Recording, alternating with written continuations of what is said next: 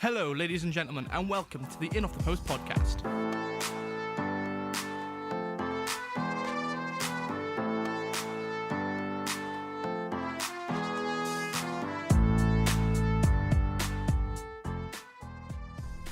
Coming up on today's show, Watford reject Everton's approach for Marco Silva, a roundup of the top leagues around Europe, and our top 5 players in the Premier League under 21. All that and more coming up on today's show, but I'm your host, Daniel Bevan, here once again with Ross Dawson. Hello. And Liam Thomas. What's up? And where else to start with the top story of the day? Italy missing out on the World Cup since 1958. For the first time since 1958. Yes, for the first time, Yes. that's what I mean to say. Big upset really, wasn't it? Sweden holding Italy out to a 0-0 draw last night, which means that they go through on a 1-0 aggregate. Taking a leaf out of Jose Mourinho's book, or should Jose be taking notes? Jose should definitely be taking notes, because that's how you park the bus. Let's be fair. And they did all this without Ibrahimovic as well, which is a great thing for all. We won't talk too much about him. Supposedly without Ibrahimovic, because we'll talk about him later, because there's a fan question about that. Yes, of course. But I mean, it was probably the shock of the qualifying, was it not? So many big teams are missing out on next year's World Cup now as well. You've got Wales, of course, the biggest team missing out. Chile, I believe.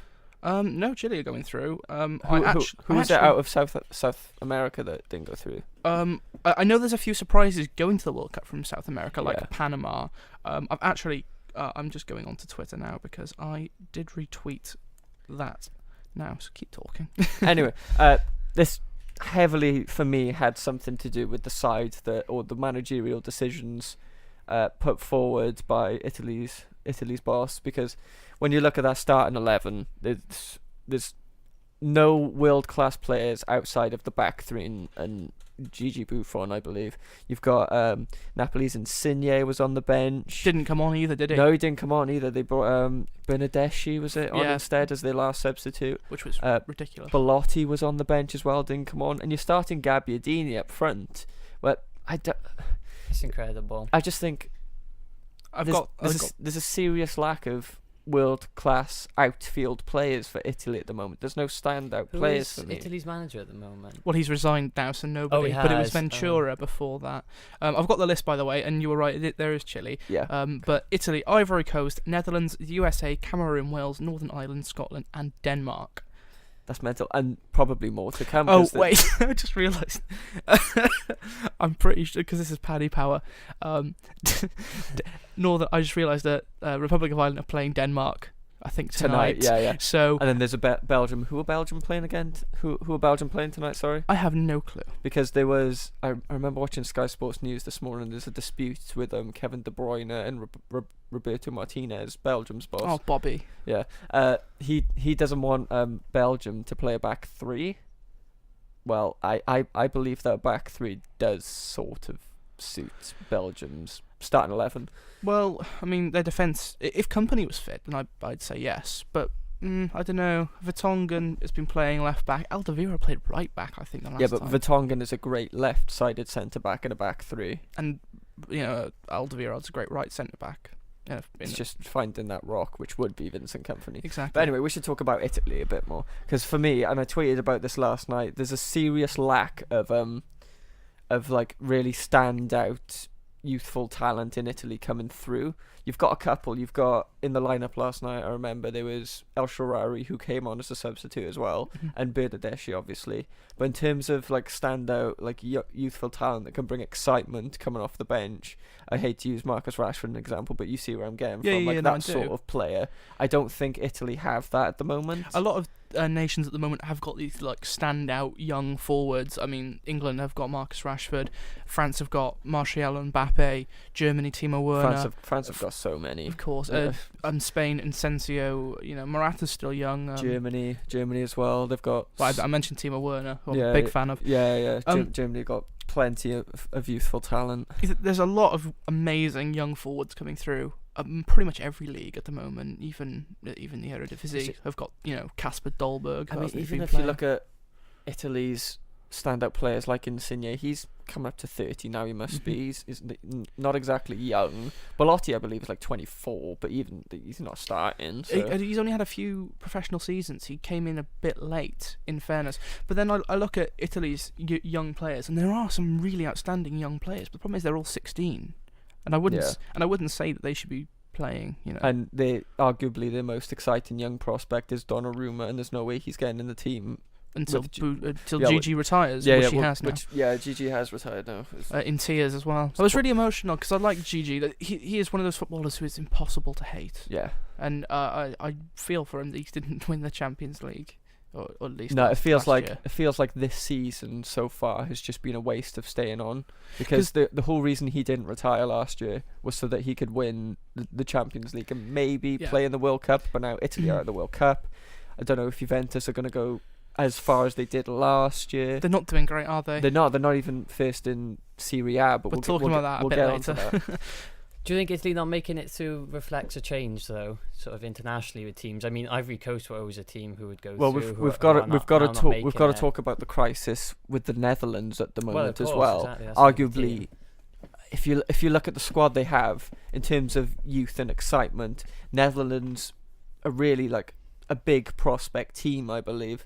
They've got a lot of young players who not necessarily break into like the top tiers of teams in Europe, but they've got decent young talent. You've got Memphis Depay, you've got Klaassen, you've got can't forget Raul Alderweireld, is that his name, from Crystal Palace? Maybe. They've got De Ligt as well, the Ajax defender who's been linked with Barcelona, I think. Probably. Saying. If you play for Ajax and you're a centre-back, you always get linked with Barcelona. It's just kind of like a natural progression of your career.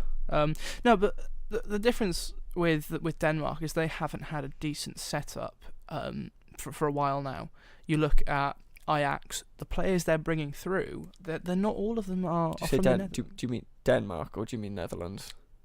No, I meant Netherlands. Netherlands, right? Okay, that's fine. I didn't say that. You said Denmark. Oh, yeah, no, that's fine. Because I had Dolberg in my head. What I'm saying is that the people who have graduated the Ajax academy over the last couple of years and then gone on to big moves. I'm talking Davinson Sanchez. Dolberg is one season away from a big move. Yeah. He's on the bench this year, which is ridiculous after the season he had last year. Yeah. Dolberg's from Denmark. Sanchez is from Colombia. They're not promoting, Netherlands talent. You someone like Klaassen. That's it. Yeah, he signed for Everton this year. Davy Klaassen. Well, he was playing in the Netherlands for so long that and was hyped for at least 3 years, and he's probably a bit past it now. I think the problem with both of those teams is in the past tournaments as well, they failed to build a team. They've sort of failed to build a platform that they can move on to into the next tournament. It's sort of been players, long-standing players, like obviously you had Van Persie, Arjen Robben, and similar to Italy. I mean, it wasn't too long ago they were still playing Balotelli at Trent. They haven't really built a team where they've been looking towards the next tournament. No. I don't feel. That's the thing. A lot of the play. Well, it's a very old team on average. I mean, when you've got, obviously we say Gigi Buffon because he's. I think, is he 40? How is he approaching 40? No, he's 37, 38. Is he? Yeah. Okay. So he could have a couple of years in him if he wanted to. True, but then if you've got nothing to really play for, the people who went until they're, in their 40s always had something to play for. Van der Sar. Yeah. Yeah. He was the example I was going to use as well. When you go from playing for Fulham, or you went from Ajax to Fulham, and then at United he became arguably one of the greatest keepers of Premier League history, possibly United history as well. I mean, when you look at that 2007 to 2009 United team, he was a big part of that team. Schmeichel is still the best goalkeeper in Premier League history for me. For sure, yeah. But certainly modern Premier League history, probably. Yeah. Yeah, I would class that as kind of like the last 8 years or so. Yeah. No, the way I look at it is that the Netherlands you're right, they're in a bit of a crisis at the moment, and I'm quite worried for them because they're the biggest footballing nation to never win the World Cup. Yeah. And they nearly did it in 2010. How that game didn't end up having a red card, I'll never know. Oh yeah. De Jong kick. Who did he kick? Xabi Alonso. Yeah. In the chest. Square in the chest. Yeah.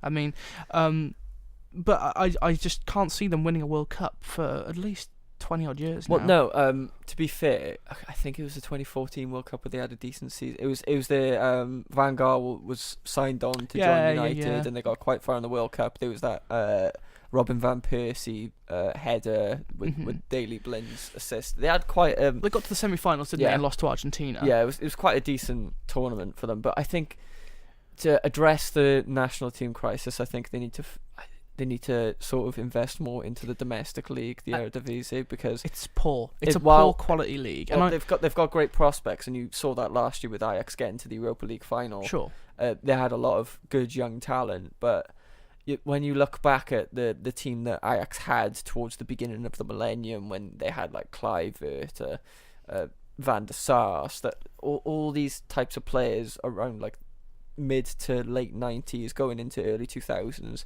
that's what they need right now, because they're not the supposed best teams aren't challenging for the Champions League, they're challenging for the Europa League, which they need to be on that grander scale in terms of European football, so to show what they can do. Well, what interests me is that like Belgium and the Netherlands have both got quite poor domestic leagues, but Belgium's is even worse than the Netherlands. Yeah, probably is ever so slightly. I compare them to the English tiers just because it's a good way of comparing them. When you look at the top teams in like both leagues are probably low-level Premier League teams, maybe top Championship teams, and then the bottom of those are like League One level. When you look at the two best prospects to come out of the Belgium league in the last couple of years, it was Mbolo and Tielemans. Tielemans. Those are the best. But he was captain prospects. at 17. But those are the best players. And Lukaku and Jordan Lukaku. Yes, but I'd say Lukaku sort of got his name at Chelsea. Yeah. But I in terms of like the best players to come out of that league, when they're that level, that tells a lot of what state the league is in. On a bit of a side note, have you ever seen the footage of Romelu Lukaku playing in an under-16s match? Oh yeah. That is probably my favourite video. Yeah. Oh gosh, he towers over everybody. I'm pretty sure he had to take his birth certificate to matches to prove to the officials that he was under 16. Probably, I wouldn't be surprised. It's quite funny. The problem is that we're comparing all these leagues, but realistically, if Wales were to replicate, because Wales have not got a good domestic league. There's a reason why we're like second bottom in the UEFA.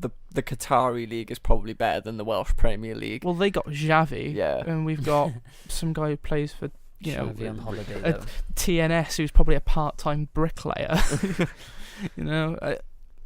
But Wales have the Welsh league has got a what's it called? A playoff. Why couldn't I think of that word? a playoff to go into the Europa League every year, and then every time Bala Town or Barry or whoever try and get into it. Cardiff Met. More often than not, being Cardiff Met. Yeah, I think they're in the running again this season. When they get into that playoff, it's like, will a Welsh team do it? And they get smashed like 8-0 by a team from Andorra. It's really disappointing. Anyway, there's one thing we can say to Italy. I like it. There we go. Yeah, there we are. The soundboard is back and better than ever. Did you see after the game the Swedish fans were chanting to them, obviously translated, always look on the bright side of life. Oh no. I saw that the Italian fans were whistling the Swedish national anthem that made Gigi Buffon cry. That's awful. The Swedish fans come back with that. They're like singing always look on the bright side of life. Did you see the Sweden fans players running at the broadcasters? Oh, that's amazing. They were on the side of the pitch. It was the Eurosport table. Yeah, it was Eurosport, and the squad just run at that and genuinely tackle whoever's one of the guests is. The guy who's presenting it, he just runs out the way, and the table gets demolished. It's brilliant. And then there's just one guy at the front who can't get in the middle of it, and he's like, "Yay!" Anyway, we should probably sing the praises of Sweden a bit more, because that's a good point. You got to think Italy had Italy didn't have. Sweden had 24% of the possession, which meant that Italy had 76%. And quick maths. Yeah, quick maths. And Italy had 23 total shots, I believe. Yeah, that sounds about right. 23 total shots. I think Sweden had around maybe 6 with 1 on target. And to hold Italy to a 0-0 draw after that, it's parking the you- bus done right. If you park a bus with Seb Larsson in midfield, you're doing something right. Yeah, well, you look at that Swedish team on paper. The only standout players are really I was Forsberg. about to ask you who the prominent players are in Yeah. that team now, because I Well, can't without think, I can't think Ibrahimovic, of anyone. it's Forsberg and Lindelof before he moved to United. The 2016 Lindelof. Yeah. But I watched that. There was game. that. There was that Man City prospect as well, Guidetti, I think. Oh no, he's at Celta Vigo now. Yeah, but Yeah. he was decent when he was like at Man City Youth Academy. Yeah, he got there in a period where youth players didn't get any games at Man Yeah. City. Well, he was on the subs bench yesterday, so he didn't start. But Yeah. I mean, Going to the Spanish league was the best thing he ever did because he actually is getting games now. Yeah, he's a good player. I'm sure going to the Spanish league will be the best thing that a lot of players do if they're not already in the Spanish league. Yeah. But anyway, massive well done to Sweden. Oh, though. for sure. And I'm Yeah. looking forward to seeing him in the World Cup. I want to see Ibra go. I don't think they'll win the World Cup. I don't think they'll get anywhere close. But Oh no, you look at that team on paper. It's literally like Wales, if not. Yeah. they're like maybe worse. championship level players. They've They got- really are. They had that one. Well, they have that one world class player, but we're yet to see Ibrahimovic coming back from the injury. We're going to see if he's the same Ibra who was banging in 20 goals last season. Is for Forsberg United. world class? Not yet. No, No. but he will be. Yeah, if he I gets think if so. he gets a good move, if he moves from Leipzig, I'd say yeah, Okay. because he how old is he now? He's like only 24, 25 or something like that. I don't think He's been linked to United in a as well. team that's famous for being ridiculously young. He's one of the eldest. Yeah, But then again, their club captain's older than their manager. at Leipzig. I think yeah, so. yeah. So, But I mean, there's rumours as to that was the reason why Jose Mourinho was at the first Italy-Sweden game with you saw photos of him and Ibrahimovic Yeah. in the stands. There's rumours that he was scouting Forsberg, interesting. and potentially in a £30 million deal, which I think would be a decent signing. But But who would he replace in Man United's team? Because I mean, honestly, probably Mkhitaryan at this rate. you really slating him at the moment. It's interesting. He's not done anything in the last couple of weeks. Couple of weeks, probably the last 2 months, Yeah. arguably. He was in the first 3 games. He was top of the assists table with like 5 assists, I think it was, which was an unreal record. But he's absolutely gone missing. I Yeah. think. Well, we talked about this last week, or we talked about off recording. But I think he needs that time on the bench again, like he did last year, to get that We hunger did back, mention. so he gets his form back. But I don't want to oversign players, and we'll talk about this in a later rumor that of a player who's been linked to Man United. But for probably the 8th year in a row.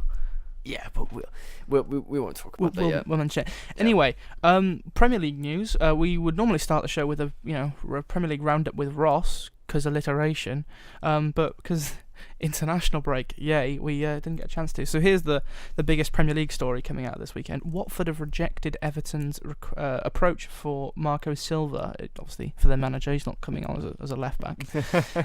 Well, no, just Still to add, young, though, just pretty to add on to that, Jim White tweeted this morning. Jim White, obviously of TalkSport, he tweeted saying that Marco Silva is willing to negotiate with Everton about a deal he's willing to accept an offer if one comes his way and it's the right deal. Which, considering where Watford are at the moment in the Premier League, why? I don't know why anyone would go to Everton at the moment. It would be a great long-term signing as a manager. Oh no, I think. there's no doubt. But that's why he signed for Watford, and I'm pretty sure he's on a long-term deal there. So he's on a 2-year deal. Oh, 2 deal. Yeah, there we are. to throw some context, he took over at Hull on January the 5th of this year after, I suppose you could say, a successful career. He won the Portuguese Cup with Sporting and then the Greek League with Olympiacos. I don't think it was successful. He ended up going to, I think it was Real Ave or however you say it, and was hated. Oh, is he? But his overall managing actual record is outstanding if you ever look at it. Yeah. He was sacked. Sorry, 'cause I feel like I'm cutting you off. He was sacked by Sporting for not wearing a suit on the touchline. Really? Yeah, that was genuinely why. Pep Guardiola wouldn't survive a bloody...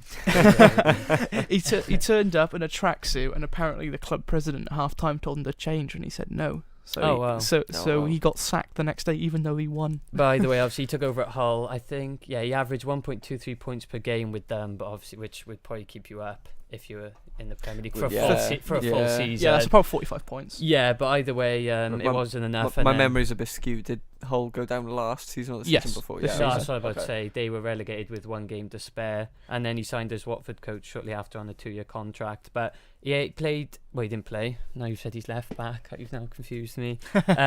18 matches at Hull. They scored 25 goals. But conceded 43. Similar now with Watford, who sit in 9th. They've scored 17 but conceded 21. So you can get a team scoring goals, there's no doubt about it. But if you can stop them from conceding, and I can't see this Everton team preventing them from conceding. Well, no, goals. because I'd argue against that, because I'd say Pickford has been one of Everton's best players this season. Yeah, but and on paper, the partnership of Michael Keane and Ashley Williams, that's a solid centre back pair, arguably better than Liverpool's. But I mean, I would argue against that, only because with a fully fit Everton defence, a back four and the goalkeeper is really decent. If you bring in Baines and Coleman, true, but then.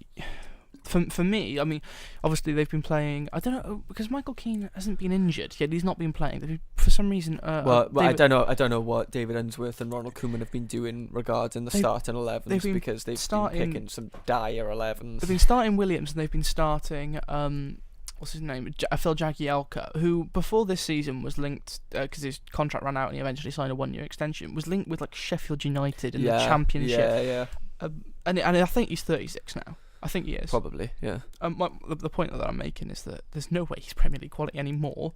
I think he's a quality player. I mean, in terms of depth as well, they've got the likes of like Funes Mori as well, I think. No, he will leave.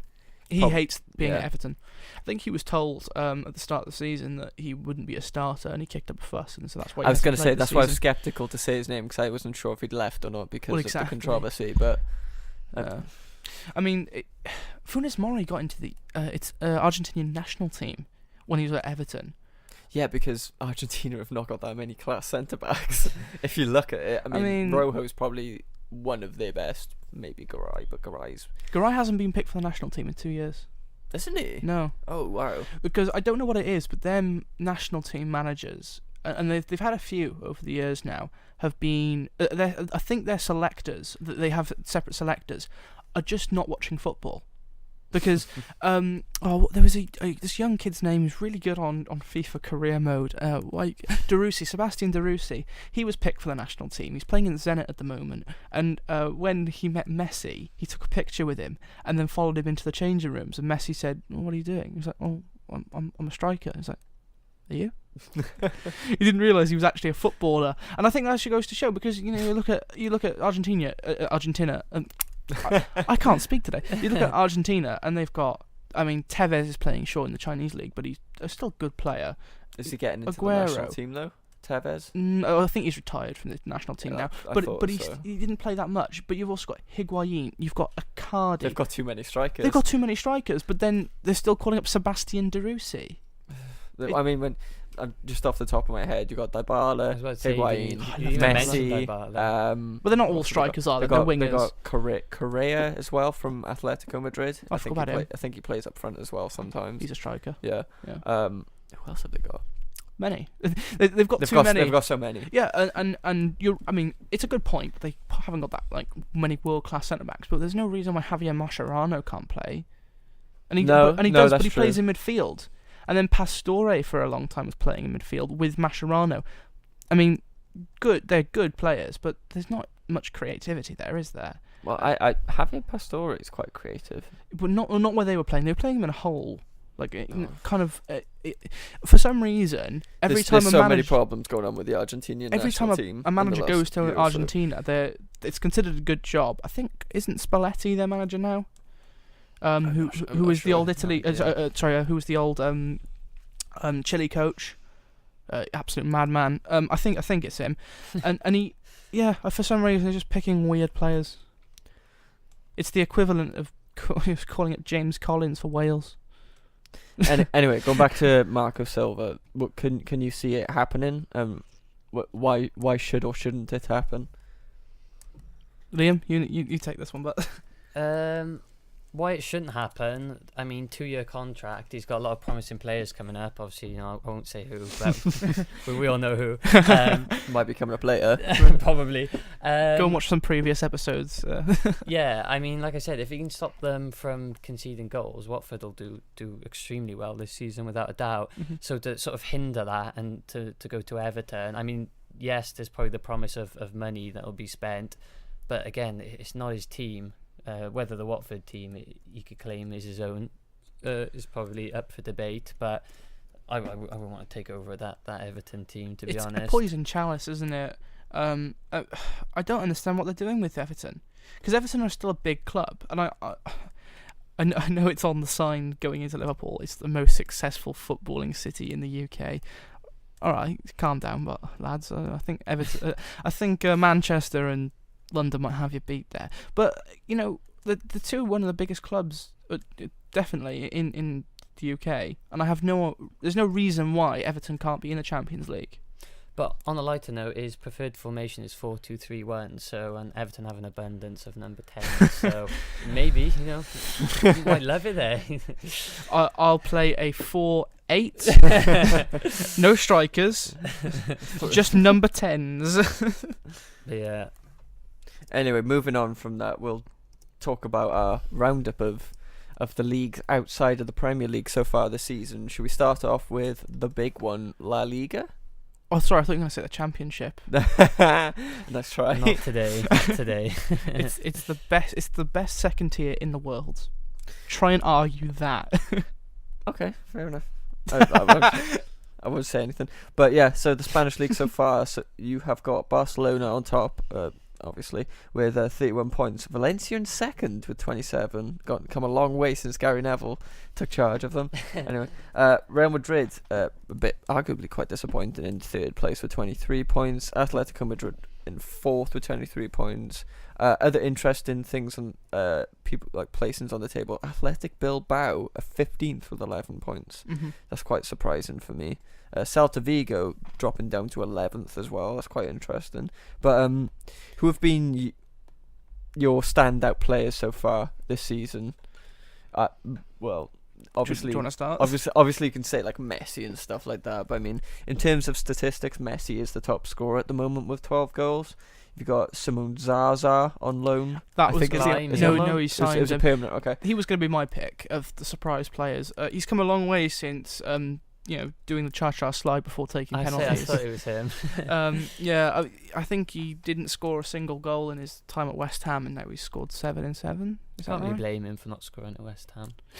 I don't know. I mean, Chicharito's barely been scoring at West Ham. Exactly. He's been barely playing though. I know, but well, That's a completely other thing. No, but I mean, David Moyes will get him scoring. Anyway, you've got Cedric Bakambu from Villarreal as third in terms of top goal scorers with 8. Villarreal currently sit in 5th place. They're doing decent bits. work. Yeah. Yeah. Last season as well, you've got the likes of like Sansone players. Well, they got to the Europa League final, didn't they, a few years ago? Or so was it the semi-final actually? But they played Liverpool.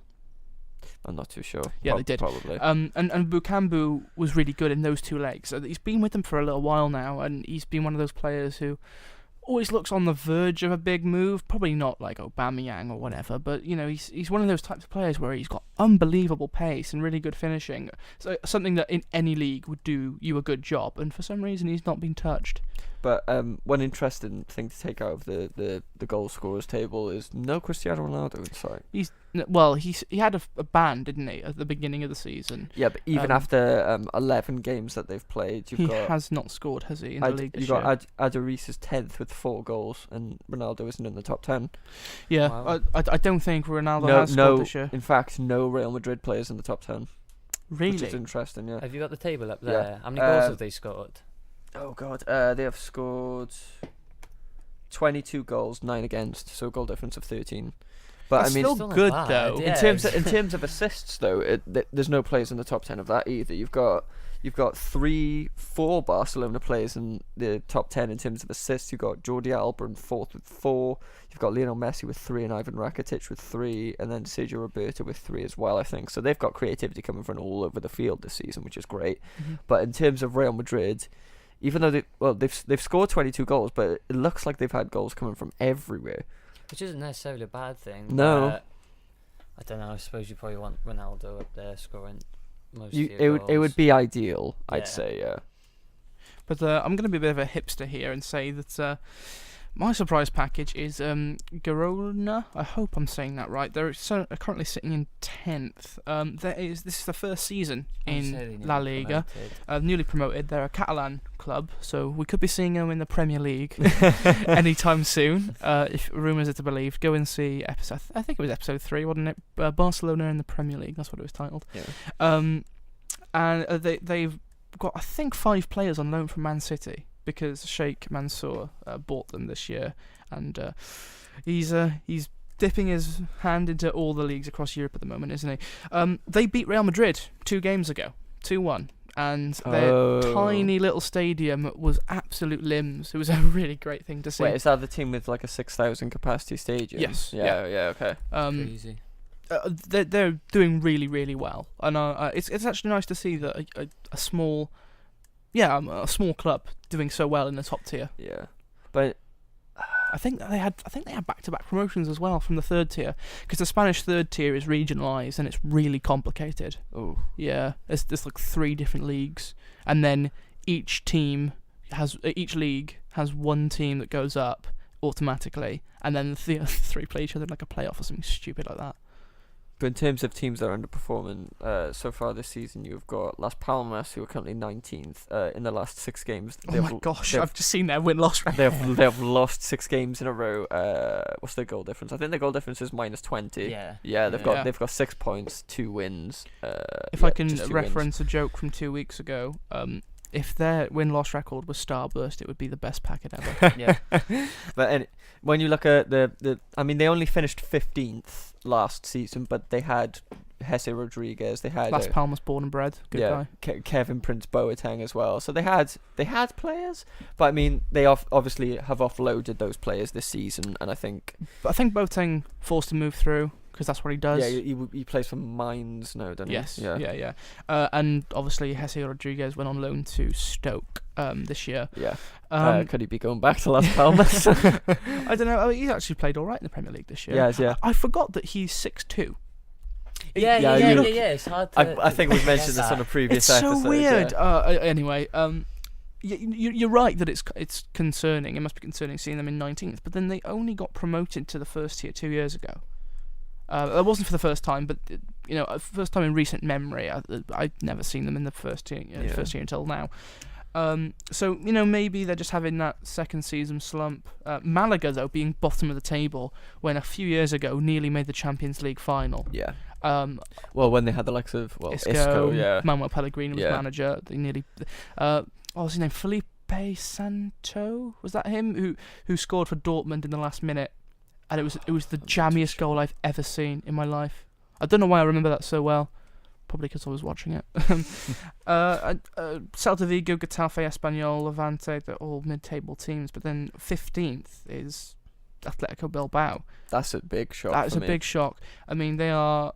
I mean, as I mentioned earlier, Aduriz is in the top 10 goal scorers. He must be with 38 goals. by now. Yeah, probably. And you've got Inaki Williams as well. He's in the top 10 in terms of assists with 3. I think Inaki Williams is a good prospect as well. I like him. Yeah. He's decent. But I mean, they're still the only purely regional-based team in Spain because before then, I forget who, there was one other team used to only pick Basque players, but then they changed the rule in the 70s, and now they're the only team who does it. And it's hard to run a football club like that.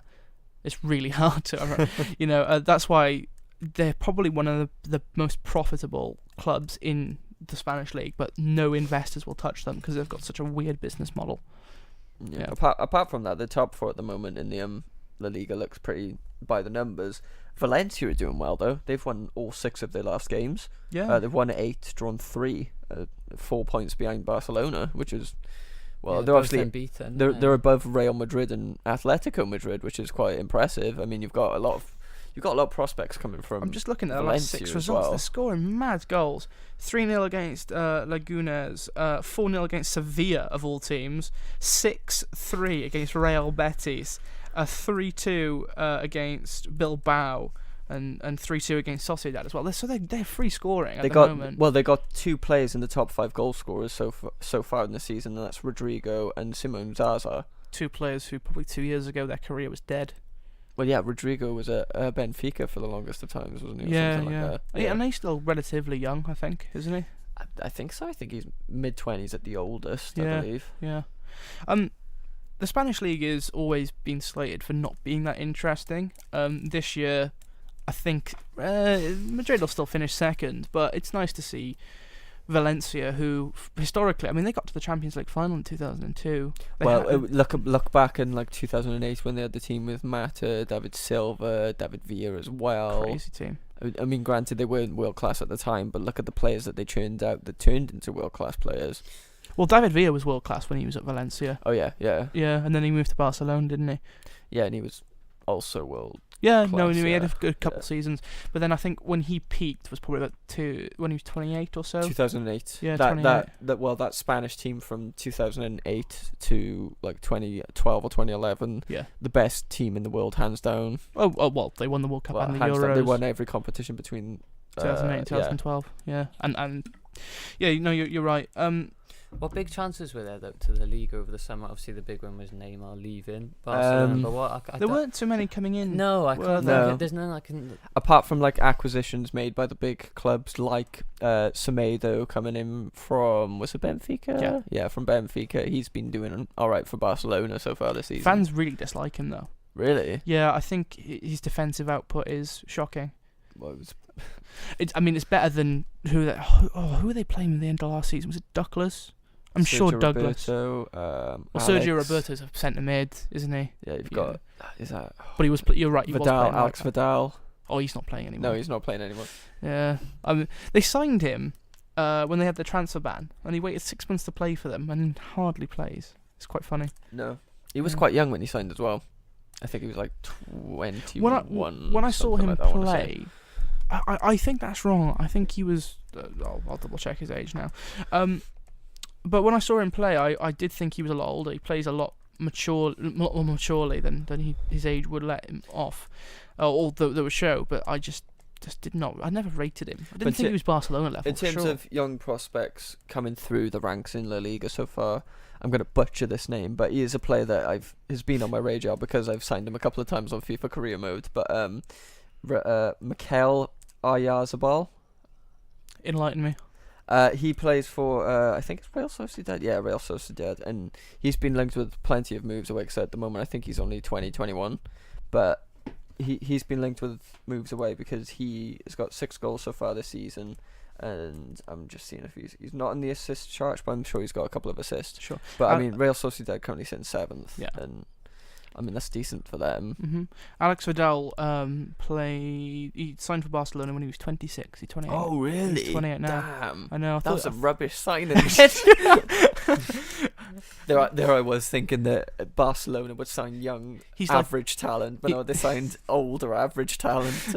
He's like Eden Hazard. Eden Hazard will be 63. He'd be like, yeah, but he's gonna win the Ballon d'Or in 3 years, mate. he's still gonna win young player of the the year. Young player of the year when he's 34. Isn't Diego Costa going to Atletico in January? Yes, he is. Yeah. Is that confirmed? It's quite easy to forget. I'm sure it is. I thought so. I think it's 50 million. That'll be great I believe for them. The fee was. That'll be great for them. But I mean, we talk about an abundance of strikers in Atletico at the moment. They've got Gamero, Correa, Griezmann. Griezmann isn't his? I'm sure. Carrasco. Carrasco's a winger. He can play both. Either way, I don't think he'll need to play striker. put it that way. But I mean, if you're looking at offloading Griezmann for 90 odd mil, I would say and you're there's bringing in something in his Diego Costa contract back, which changes. Well, I mean, soon. Griezmann's release clause is set at only 85 million. I believe. Is it? Yeah, it's still that it was that in the summer as well. It's just I'm not sure why United were reluctant to trigger the release clause, but I mean, Griezmann has been missing as well this season for Atletico as well. I mean, you obviously got that goal against Wales last Friday night, but other than that, so far this season, I think he's been quite poor, and I think fans of La Liga have also criticised him. Mm-hmm. I think that's enough about Spain. Yeah. So just quickly to round it off, your top 3 for Spain so far, is it just going to be the two Madrid clubs and Barcelona. Oh yeah, and Barcelona have already won the league in my opinion. Who do you think will be? Where do you think Valencia will end up at the end of the season?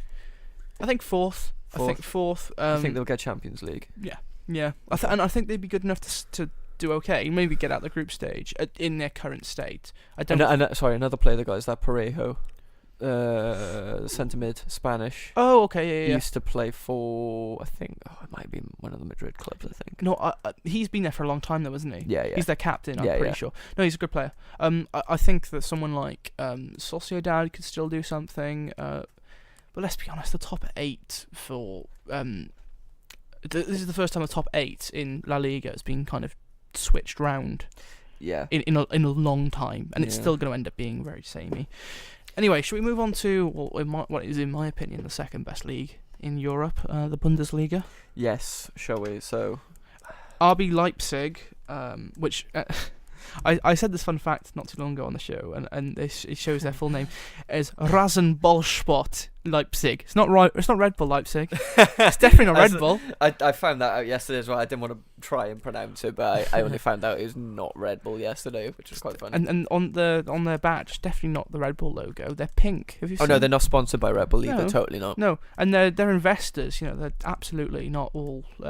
Red Bull. The Naby Keita transfer from Salzburg to Leipzig, financial fair play that was, wasn't it? Oh yeah, totally. There's a free transfer, mate. Yeah, he was like, you know what? I don't want to play in Salzburg anymore. Release me, please. No, because there's this rules. is my transfer request. Okay, well, you're going to Leipzig then. Oh, okay. Play in Germany then. I wanted to go to their Red Bull team in Ghana, but I guess I'm going to Germany now. No, because in Germany they've got a rule where 50% of all team shares and then plus one have to be owned by fans, so they can't be majority shareholders by companies. But all of RB Leipzig's shares are so highly inflated that they cannot be afforded by regular, working class families. And football in Germany is very working class, so all of their investors are Red Bull associates. Which is just jammy. That explains the takeover then. I think Red Bull just have a thing of going into clubs where the shares are too high and going like, right, well, we're buying out that team then. It's alright, we play in the Red Bull Stadium, we're not owned by them. Well, that could be a lie, I don't know what their stadium's called. I don't either, but anyway. In terms of stats for the Bundesliga so far, Leipzig currently in second behind Bayern Munich, who have drawn their last 2 games, which is interesting, won the 4 previous to that. Dortmund is in third, as you can imagine. Schalke doing well in 4th as well. Hoffenheim trickled down the table a little bit. They sit in 5th at the moment. Bayern Leverkusen all the way in 9th.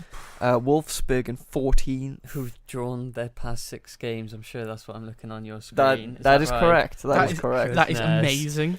The last talk about consistency. I mean, probably Jose Mourinho would applaud those tactics of managing to get 6 draws. Can I just say, but they've played 11 games and they've got 11 points. So, and then looking at that, it looks like they've drawn every single game, but they have won once and lost twice. So that balances out. But they've drawn 8 games this season. But I mean, talk about a fall from grace. Werder Bremen in the relegation zone at the moment. I mean, granted, they haven't been brilliant in the last couple of seasons. Serge Gnabry really helped them last year. Yeah, but I mean, in terms of like German clubs outside of the top 3, a couple of years ago, Werder Bremen was one of the ones that would come to mind. If I'm not mistaken, they had the likes of Arnautovic went from Inter Milan to them. Yeah, and then Inter Milan to Stoke, I believe. No, he was at Werder Bremen after Inter Milan. That's what I mean. Sorry, he went from Bremen to Stoke. Yeah, that's right. They've always had a decent team. And I wouldn't say I'm disheartened to see them in the relegation zone. I don't have any affiliation with them, but they last year were pushing for the Europa League because Serge Gnabry was so good. Yeah, he's obviously signed for Bayern Munich now and gone on loan to Hoffenheim. Gone to another rival, but Hoffenheim on loan. But the one for me that's really interesting is FC Cologne.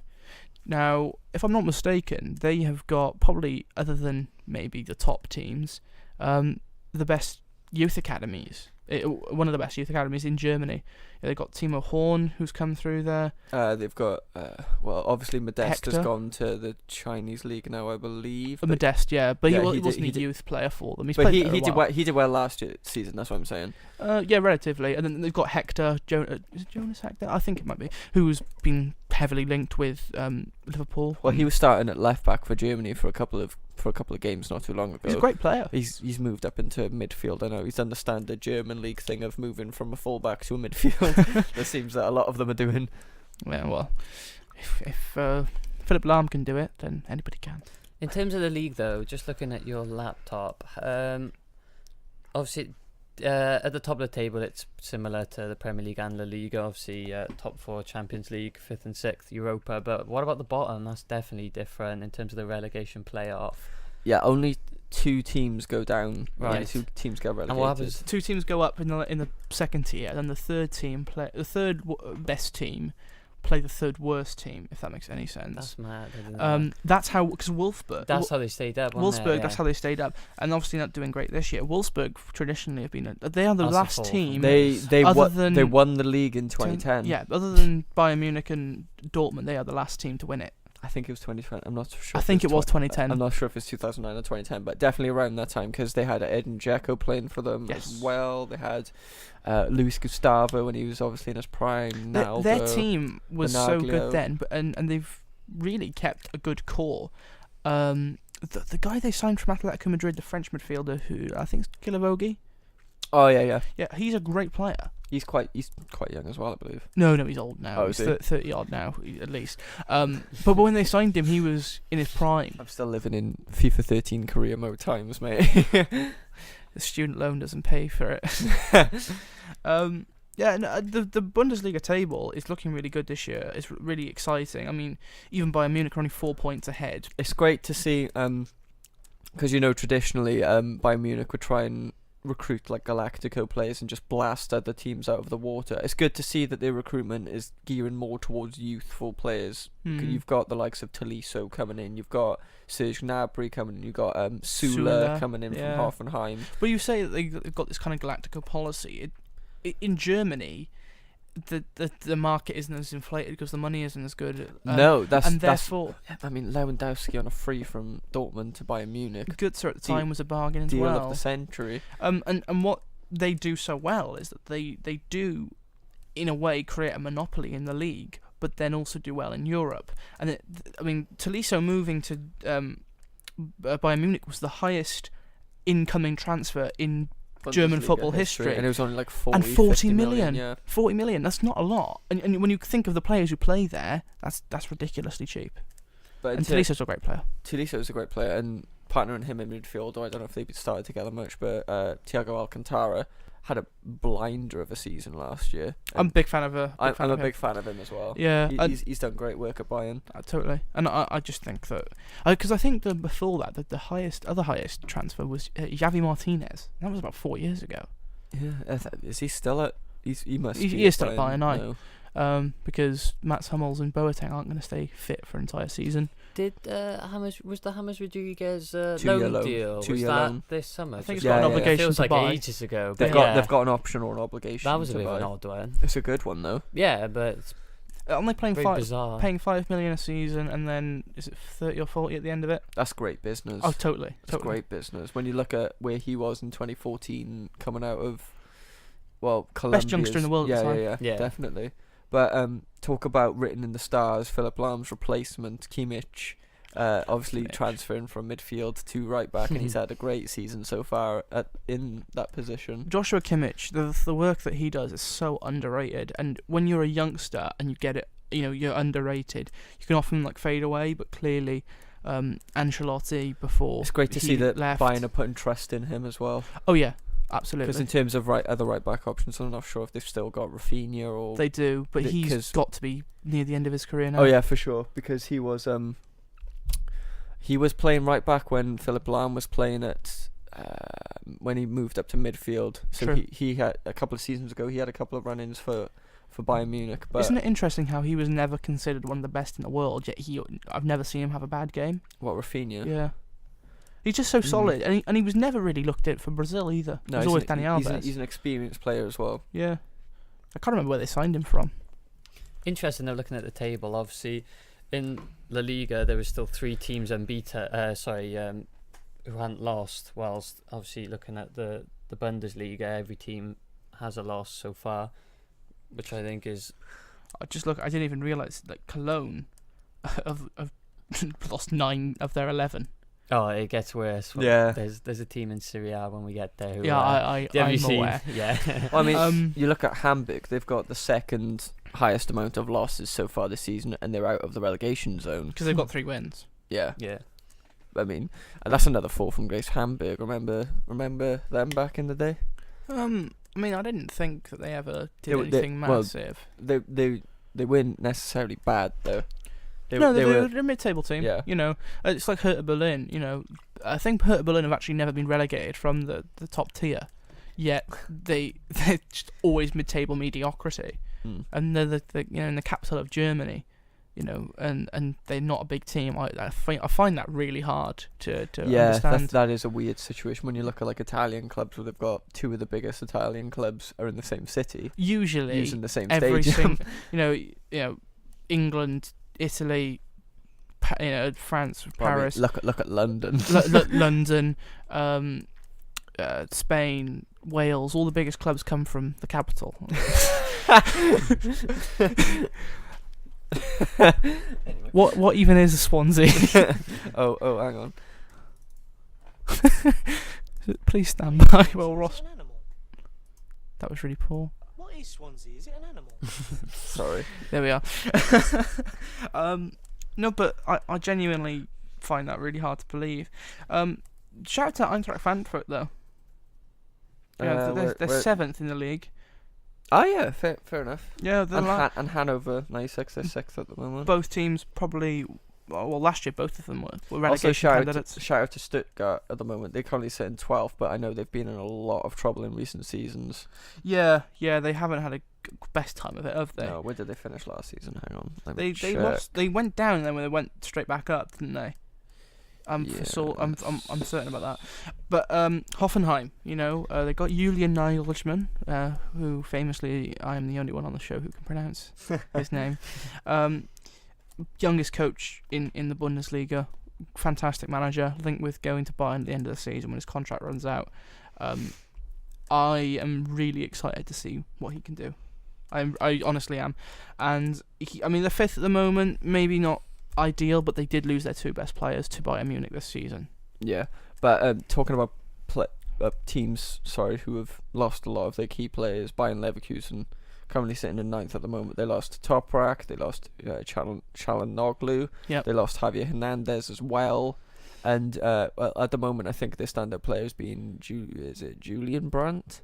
Julian Brandt is a fantastic player, yeah, but their best player, in my opinion, this season has been Bailey, young Jamaican winger they yes, signed from, I think it was Genk. I mean, they've even got Bellarabi as well, who does a job. They've got we're there forever. Leno in goal as well. They've got a really good side on paper. And they've got their 2 defenders, Jonathan Tah, and their right back, whose name completely Jonathan Tah is a good young player. Yeah, it's the young right back whose name completely escapes my mind. They are 2 of the best young... Oh, Henrik.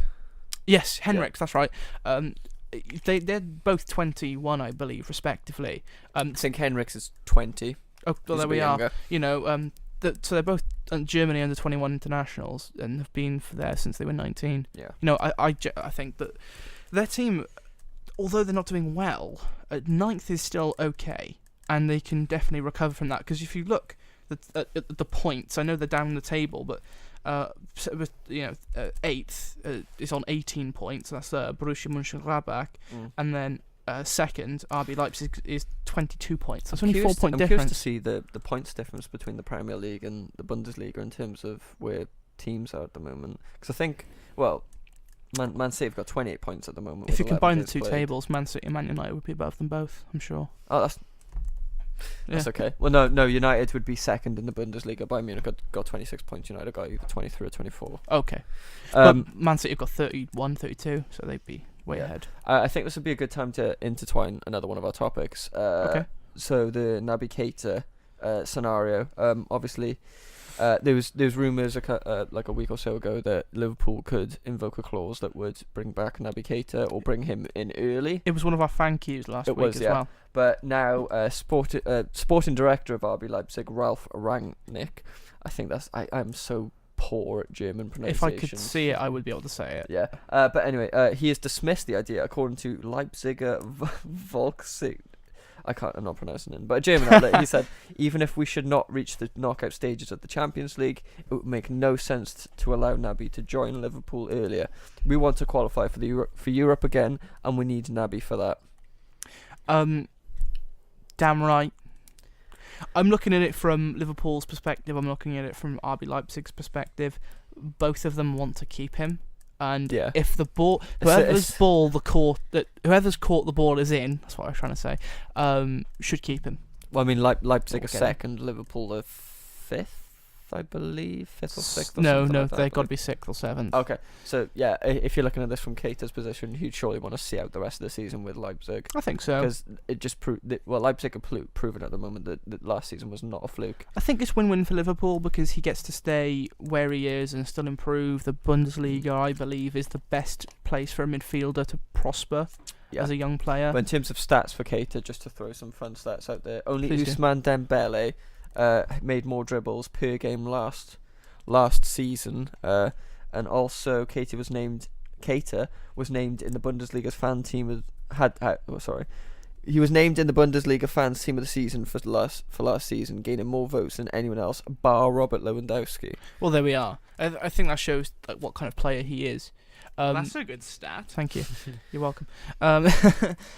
We in the Premier League watchers were raving over Kante, and so we've talked enough about N'Golo Kante. However, in the same way, German fans were looking at Naby Keita and saying very similar things. Yeah. And I can see why, because he's young as well. It adds to the excitement factor. Yeah, exactly. I mean, we've talked extensively about the midfield crisis at the moment in Liverpool's team, and they really need him at the moment quite badly. So if I was Liverpool right now and I was reading that report of Mr. Rangnick saying that there's no chance that he's going to join Liverpool early, I'd be really upset, especially with the rumours that Emre Can's going to Dortmund as well. Dortmund, because I've heard Juventus and Dortmund, I believe. I saw a report saying Dortmund yesterday. Personally, I don't think he should go. No, neither do I. He's still getting into the Germany team in that underperforming Liverpool team. But another fun stat for you: 3 out of the 5 nominees shortlisted for the BBC African Player of the Year are Liverpool players. Obviously, Mo Salah, you've got Sadio Mane, and obviously now Naby Keita. Oh, really? Yeah. Okay, that's cool. The two others, I think, are Pierre-Emerick Aubameyang, and I'm not sure on the other. Bruno Ekwamanga of Cardiff City. Maybe. Definitely not. He was nominated for Championship Player of the Month this year. I'm going on a slight tangent, don't worry, I won't stay on it long. He's so happy saying this. No, but of the month. Honestly, every single Cardiff fan looked at that and went, yeah, but Sol Bamba's better. He just is. It was really weird. Sol Bamba obviously got the same stats as him, playing in a role he's not familiar with. It was quite funny. Anyway, shall we move on from the Bundesliga now? No. And we'll who do you think will be the surprise team so far this season? If it's not Hoffenheim, and because people probably aren't surprised about that, I think that RB Leipzig are still eligible for that. They're only 4 points behind Bayern Munich at the moment. I don't think they'll win the league, but finishing second 2 years in a row would be considered outstanding. Yeah. Would this? I'm just trying to look at who's the top scorers so far this season. You got Timo Werner, third with 6 goals. Do you think after another good season he would jet off potentially to Bayern Munich? I'm really glad he didn't move this year to anywhere, and honestly was largely overlooked by a lot of clubs. Everyone's looking for a good goal scorer. I'm surprised Belotti and Werner stayed where they were. We'll obviously talk about Belotti a little bit more in a minute. I would say that the best thing about Timo Werner is that he is still 21, yet is playing like he's 26, 27, properly in his prime. So the fact that he's staying at RB Leipzig means that he can still improve. Yeah. If he had gone and played, hypothetically moved to Man United this year, he wouldn't be playing. He wouldn't be playing. No. And Well, I'd argue that he's probably. No, I'm not going to say anything. I was going to say he's just as good, if not better, as some of our wingers at striker. Honestly, at the moment, I would prefer to have Werner in my team over Lukaku. I think Werner brings a lot more to the team. I mean, Werner's only got 6 goals so far this season. Lukaku's got 7, but and that's Lukaku hasn't scored in about 10 games. Has yeah, he? but he scored 2 for Belgium last night, I believe. Against Well, last game, I can't remember who it was against, but last game for Belgium, Lukaku scored 2. Okay, but fair enough. In terms of statistics for the assists, you've got on top you've got Philipp Max of Augsburg with 5. You've got Joshua Kimmich closely behind with 4 assists from right back, which is decent. Yeah, that's amazing. And you've also got, I'm trying to pick up other names. Mahmoud Dahoud as well from Borussia Dortmund. Obviously, they recruited him from Borussia Mönchengladbach. That's right. I was just trying to think of the team, but yeah, I think Dortmund have done really good in terms of replacing young players that have left, because obviously you've got Ousmane Dembele who left last season, and you've got Maximilian Philipp as well, who's got 5 goals so far this season. Oh, that's right. He's the player they signed. Who is it from? It might have been Gladbach as well. Yeah, it might have been. And he had a breakout season, but then it was kind of like half the season since January. Looking at the way Bayern have recruited from teams within the same league, I think Dortmund have probably done it better in terms of, because they've got Toprak at centre back now in a partnership between. Well, look at the 3 centre backs they've got. They've got Mark Bartra, they've got Socrates, and now they've got Toprak as well. Those are 3 decent centre backs. There's no doubt for me that Dortmund's recruitment process is a lot better than pretty much any team in Europe. The problem is they sacked Thomas Tuchel over a really dumb training ground bust-up with the director of football, and Thomas Tuchel is the best manager who's not attached to any club at the moment. Yes, better than Ancelotti. Ooh. Yes. Anyway, we'll move on from the Bundesliga because we spent a lot of time. So, moving on to Serie A. Who wants to take the reins on this one? Liam, I think this one's yours. I was just looking at the stats for it now. Immobile topping goals with 14. Not even to look at the table, just 14. And he tops assists as well. Yes, he does. That's crazy. Have they played 11 games like the Bundesliga, or did they start a little bit earlier? Some have played 12, some have played 11. Yeah. Okay. So still 14 goals in 11 or 12 games, nevertheless, with 6 assists as well. Yeah. I mean, we sing the praises of Dries Mertens and players like that, and Edin Dzeko, who had a good season last season. But I mean, when you're talking about a return to form, the Ciro Immobile return to form is remarkable, because he also had a good season last season. But it's a shame that you can do much in the game last night, because I forgot to mention this. Well, I didn't mention it earlier, but I think Immobile is arguably Italy's best player at the moment. In terms of form, you can't argue with that. Of course, in terms of form, there's nobody beating him. And in terms of like striker, well, the lack of a decent striker for Italy in the last couple of years. I mean, they were starting Gabbiadini, who plays for Southampton last night. I mean, but Gabbiadini had a really good career at Napoli, and was rated really highly over there. Why he moved, to be honest, I will never know. But I like watching Gabbiadini. No, but despite Immobile being the top scorer in the league by quite some distance, Lazio sitting 4th at the moment. Napoli sort of doing bits this season. I mean, they were close in the run up last season. I mean, it's so competitive at the top. If Lazio and Roma win their games in hand, then I mean, there's only about 2 points separating the top 4, maybe 5. Well, if Lazio win their game in hand, then they go to 31. They move to 1 point behind Napoli. So it's really the top. Well, even the top 5 is really tight in Italy at the moment, because Roma are sitting 5th at the moment with 27 points. So there's only 5 points separating 1st and 5th that league is so open at the moment. Mhm. And it's great to see Inter Milan doing well as well. Obviously, you've got Icardi, who is, I think, second in terms of goals scored. Yeah, he scored 11 goals. So he's on He's on the form of his life at the moment. So he is, many well, he's goals. been linked with £100 move. £100 I love million him. pound move to Chelsea. Mate, I'll pay. I'll buy him. Yeah. Join our five-a-side team. Sadly, this that Icardi to Chelsea deal did make it into my transfer rumours roundup. But I mean, for 100 million, if you're Chelsea, would you buy him? Considering you just bought Morata, I wouldn't. you wouldn't. No. Morata at the moment is as good as a striker as you'll get. I mean, if Not that Wenger would do it, but Arsenal's the perfect place for him. yeah, and then we move Lacazette onto the wing, the standard No. he Wenger can thing. No. play two up front. Go on, don't be like that. Anyway, Sorry, random intruders. I promise we booked the room. Please go away. But yeah, Oh my God, how many of them are an there? abundance of goals anyway in the Serie A. I mean, it's crazy. Just looking at the top, 14 goals by him. Yeah, apologies for the cut. Sorry, Liam. Carry on. Yeah, I was about to say it's only it's hard to forget. Only I think 11 years ago now. Recently in the summer, obviously there was the whole match fixing scandal in Italy. I suppose maybe The Calciopoli scandal. yeah, comparing it to Calciopoli scandal, something like that. yeah. Sorry. So you've done so well with your pronouncing so far. But yeah, I suppose in comparison to the other leagues, there hasn't been anything that major in terms of sort of scandals or anything. no. There's still the aftermath of that is still going on, believe it or not. There's a couple more teams that have been implicated. I think for Fiorentina, who are currently 11th, have been. They weren't implicated initially, and then were kind of cleared of any wrongdoing, and now it looks like there might be more.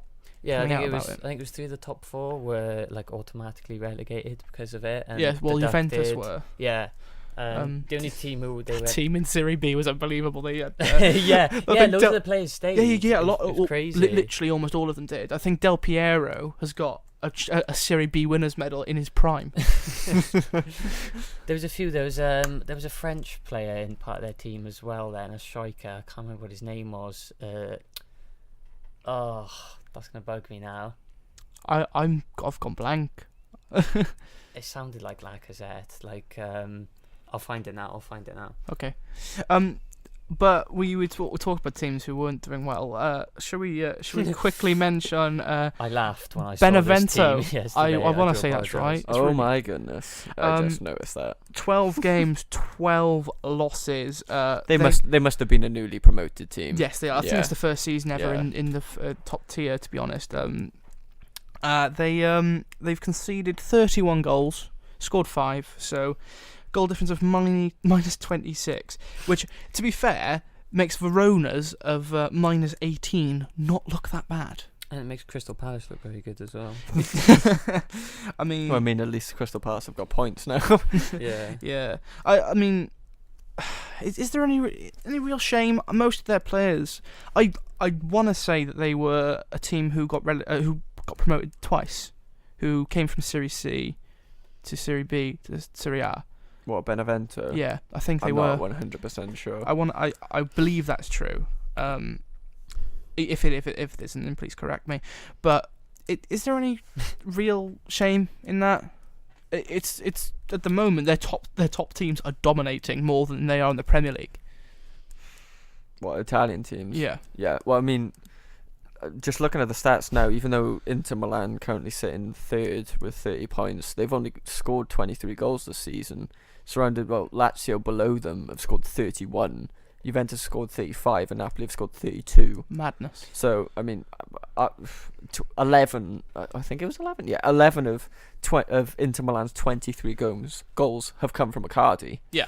Which is nearly half of them. I mean, we were talking last week about percentages with like Lukaku scoring 33, Mo Salah scoring roughly 32. Yeah. I mean, No, Salah was 20. It was 33. It was Lacazette. Lukaku was 32.8. okay, but I mean, I edited that video, Well so I know. remembered. Don't test me. so Icardi has got nearly 50% of Inter Milan's goals, and when you look at you've got Brozovic, you've got even Perisic, the Croatian duo, shall we say? But I mean, We shall. There's two of them, therefore. they're doing alright as well. I mean, I'm just looking at the table now. I think Perisic sits second in terms of assists with 5. Mhm. We're behind Immobile, obviously, who's Croatia are going to the World Cup. Obviously, their midfield is unbelievable. We've always said this in terms of teams on paper who could do absolute bits. Croatia are definitely they've one got of them. this young player whose name I can't think of, but even if I could, I probably couldn't pronounce it. It probably ends with itch. And he's like 16. He's been linked with everyone under the sun. Halilovic? No. He's 19. He's Never mind, 19. never mind. But I was thinking, you got Hilovic, you got Brozovic, you got Kovacic, and that's already an amazing midfield. Ivan Rakitic. Even Rakitic, and Luka I haven't Modric. even mentioned the best midfielder in the world at the moment, Luka Modric. I mean, even in goals, they've got Subasic at the moment, who's decent for Yeah, Monaco he last is. season as well. But Croatia's team, for a really small nation, is unbelievable. Only thing they're really lacking is a striker, but even Mandzukic will do a job. I don't think they're lacking a striker with Mandzukic. He can do a He lot. can do a job. I mean, in terms of He'll get them goals. depth. Yeah. But my surprise team for the Serie A, going back to what we were talking about, is Lazio. They've won their last 6 games, so They have, yeah. they've shot at the table. That's why I was looking at the table and I was thinking to myself, Lazio could pip Napoli to it if they're on the current form. They've scored 31 goals. They've won their last 6 games. They've only conceded 12 goals.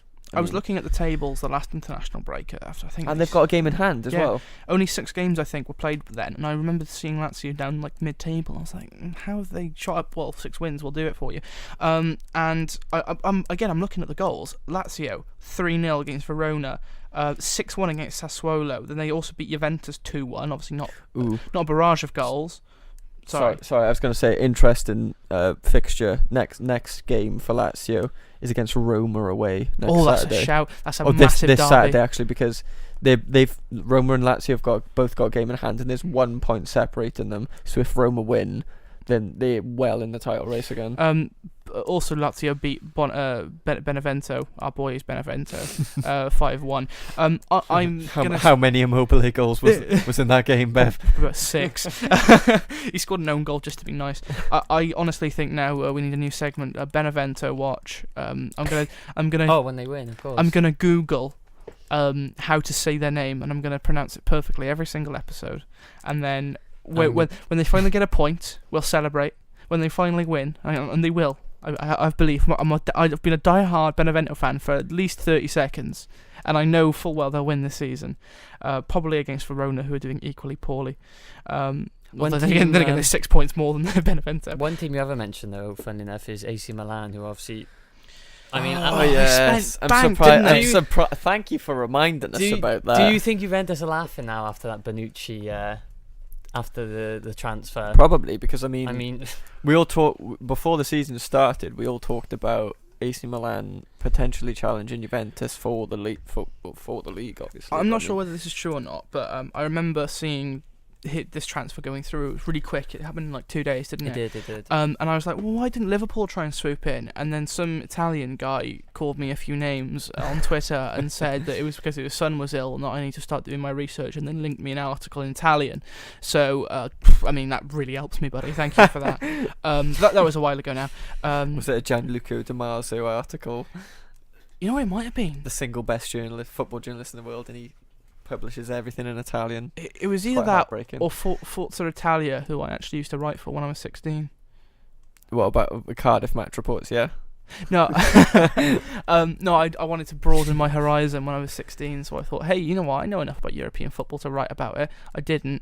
They were like the one league you could have chose to write about a couple of years ago, and it was the Serie A. The funny thing is that they were like, okay, at the start of this writers group chat, they were like, all right, everyone take a game, and I can't remember which game I took, and they told me to write it based on the highlights.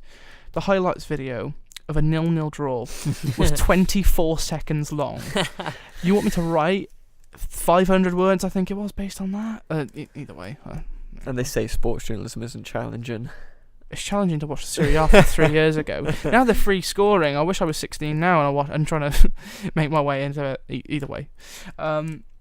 But I mean, Milan do have a player in the top 10 scorers, Suso, with 5 goals. But I mean, that's still 9 less than Immobile, who's leading the charge. But there's another good shout talking about AC Milan is Andre Silva, who moved from Yeah. Porto for I think it was €34 million. I watched him a couple of times for Portugal. He seemed like a really good prospect. He is a good I player. tweeted about it way back in. He's like still a only year ago. 24, something like that. But he hasn't scored in the league this season. No. And reportedly, he's asked to go out on loan in January to somewhere to start scoring again. So hopefully he can come back next season and do well. Okay. And the president has told him no. I can see both sides to this argument. To be Well, I honest. mean, how much did they sign him for? It must have been like 30-40 million. It was. I think it was 34 million. Yeah, okay. Euros. Well, I don't think Milan would want to spend all that money and then just throw him out on loan. Where would he go though? Back to Portugal, I'd imagine. No, you've got to go to a league that is probably equal 'Cause to or where did thereabouts. he come from? Was it Porto? Yes. Yeah. I would say the best thing for him to probably go to like Germany or something. Yeah. Mm. Yeah, I could see that. Pretty much wherever he goes, but the bottom teams wouldn't be able Maybe to afford him. maybe even French league.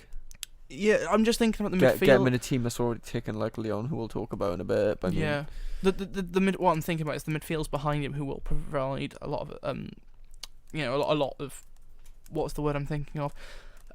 Creativity. That wasn't the word, but it was good enough. believe it or not, he is a great writer. I may not be able to speak, but I promise you, I can write for Britain. As long as you spell check. Grammarly. Becky slated my grammar. I know, but Yeah, we'll talk about yeah. that. It's kind of funny that I genuinely think that if he was to go out on loan, and if he got his way, if he went to Spain, it would hurt him. You think? I do, because Spain and Italy have got, I would say, the two most distinct styles of football in the top league. Yeah. Because you can go to the Premier League, you can go to the Bundesliga, and you've got so many different tactics and styles. But then, we know what the Spanish league's about. We know what the Serie A's about. And if he was to go and try and learn a new brand of football and then go back and play completely the opposite, it would just hurt him. Okay. Mm. Fair enough. Yeah. Anyway, anything else you'd like to add about the Serie A? No. No. Yeah, quickly. It was it was Trezeguet I was thinking of. He's French, Juventus I believe. legend. Yeah, Juventus legend. And the other thing which I was I had really... a jersey with his name on back in the day. Oh. Yeah. Didn't he used to play for Blackburn? Ooh. I think he did. I'm not too sure. Please Google this. It might have been at the end of his career. I'll Google it. Hang on. David Trezeguet. But anyway, once they obviously Juventus were relegated to Serie B, Del Piero, one of the players who stayed, famously defended his decision by saying, "A true gentleman never leaves his lady." Well, if my lady was paying me as much as he was probably earning, I don't think I'd ever leave mine either. Well, they call him the old lady, don't they? That's what they call Juventus. So if you want to leave an old lady because she gives you money, then, who am I to judge? Anyway, moving on from Serie A. That's going in the promo for this week. Anyway, we'll move on to Ligue 1 because let's face it, Ligue 1's on a bit of a comeback, isn't it? Well, yeah, of course. I mean, as Cardiff as you like. the Farmers. Not Sorry, even the from French league Cardiff. is doing great this year. Well, I mean, top goal scorers. Who do you think is the top goal scorer without looking at your laptop? Oh, I just you know, You just look. Look I'm me gonna in the guess. eye. I'm gonna okay. guess. Look me in the eyes. I'm going. That's mad. It's tied for two. I wouldn't have Tied for picked two. it. Edison Cavani and Radamel Falcao. That's who I was gonna say. Oh. I was gonna probably guess Cavani because he's been scoring quite a lot now that he's got. Cavani has. He's got the he's best been youngster in the so world good. behind him. He's been so good in the last 2 seasons. Mm. After Ibrahimovic obviously left PSG, he has more than done his job at filling that space. He is. I can't think of many players, and to be honest, The best on- right wing turned striker in history. I'm joking. I can't think of many players. One of them being what's his name, Cavani, who has scored 100 goals in more than 2 leagues. No, and he was world class at Napoli as well. Yes, If he anything, was. I was surprised that he left Napoli for PSG, given the number of clubs that were in for him. But I he mean, could have gone anywhere. I mean, he no, could've gone anywhere. no one's doubting that decision. I now, genuinely considering- can't think of a single one. I off do the think top of my head. when people talk about like the best strikers in the world, I think Edison Cavani is severely overlooked because I think he is definitely in the top. Just because he's 7. playing against farmers. Wouldn't. I mean, even in like the. I mean, it's hard to argue with that, but when No, I was gonna ask if cereal were please farmers. argue. Please argue. He's done it. No, they all own vineyards. They're not No. farmers. So you're Slightly telling more me classy. if Edison Cavani went to Chelsea or something like, you think he wouldn't do well? No, I didn't say that. So what? No. So you think that he's only been good so far in league? Well, what's I think the his equivalent? I think his stats are farmers. I think his stats are inflated. I don't think What, he's 13 goals so far this season? well. No, but I genuinely mean, but is that if he was to play in a good league, a league that has consistently good players across the entire place. I mean, at the moment, Is he better than Morata? no. Wow. Looks at camera. No, Maybe in his prime he was. He's not in his prime at the moment. Maybe the stats will tell me differently. But I don't think he's a bad player. I feel like you're making it out that I think he's a bad player. He's not by any means. But if he was to go to a bigger league, he probably wouldn't. If he was going to go to the Premier League, he would not score 25 goals. I see where you're coming from. Liga and lower teams in Liga For sure. for trash. But I mean, Some of the bigger teams are. This is hard. He's surrounded by some of the best players in the world at PSG at the moment. I'm sure PSG You look beat at- Lyon 8-0 last year. You look at and that's before they signed Neymar. I mean, Exactly. Neymar's on 7 goals and 5 assists so far in the season. Lots of S's there, but I mean, he Syllabants. syllabants. Yeah, welcome. A. A level English there, guys. Anyway, I dropped that after 2 weeks. Florian Thauvin, top of the assists with 5 at the moment. Well, he's obviously on. Florian Thauvin, is that true? That's true. My yeah, God. he's on par with Neymar. But what I don't know. Newcastle reject A. It seems that the Premier League so far has been the most assistant league in Europe, because how many assists has David Silva and Kevin De Bruyne on now? At least 6 each, probably. Yeah, and all of these like teams have like assisted 5 and 11 or 12 games. I think we've been looking at players who are more creative in the Premier League over the last 2 years, more than any other league in Europe. Yeah. If we're looking at, I could be talking absolute rubbish because I don't support any teams in Germany or anything like that. But if a player gets 20 assists this year, I think Kevin De Bruyne could do it. Then we're going to be praising him as having probably the best season in Premier League history. One of at least, for sure. How many assists did Alexis Sanchez get last year? Oh no! Sorry, he wasn't the most assisted. So I think the most assisted last year in the Premier League was 18. 18 sounds about right. I think it was Sanchez. I thought he scored 18 goals and 10 assists. He scored more than 18. Did He he? was up for Golden Boot, wasn't Yeah. 26 He- or he- something like that. he? Yeah. He Well, scored Harry about Kane 20 won it with 26. Yeah, he scored Oh, did he? 20 Oh, okay. 3 or 4. What I can't happened remember. with the Golden Yeah. Boot winner banging in 30 goals a season? Or in the good old days with Alan Shearer, when the balls were so heavy that they'd give you dementia by the time you were 23. Oh boy. Oh, Harsh. Anyway, let's talk more about. that was clearly satire. let's talk more about Ligue 1 because Hey! Top on red cards. Second, well, he's got 2, so it's Oh no great God. feat. Benoit Assoakoto. Yes! Oh, boy. top QPR legend. legend. QPR legend. His transfer literally nearly bankrupted QPR. They were paying him so much money. And He you know is what? the He- only he footballer. stuck with them through the championship He did, for a didn't he? season as well. Dedication. He is the only footballer I've ever heard say the words, "I hate football, but I play it because it's my job." I saw his That's name and it so sent funny. a shiver down my spine, and I Like knew. even David Bentley, knew. by the end of it, did hate football, but at least he got into it because he loved it. That's so. He's the most banterous human being I've ever seen in my life. But anyway, one Well- of the standout players so far this season, well, standout teams I'd say has been Lyon. I mean, they've got let me just check. They've got 3 players in the top 10 goal scorers so far, and that's Nabil Fekir, who we'll get onto later, We'll talk about. Mariano, and Memphis Depay.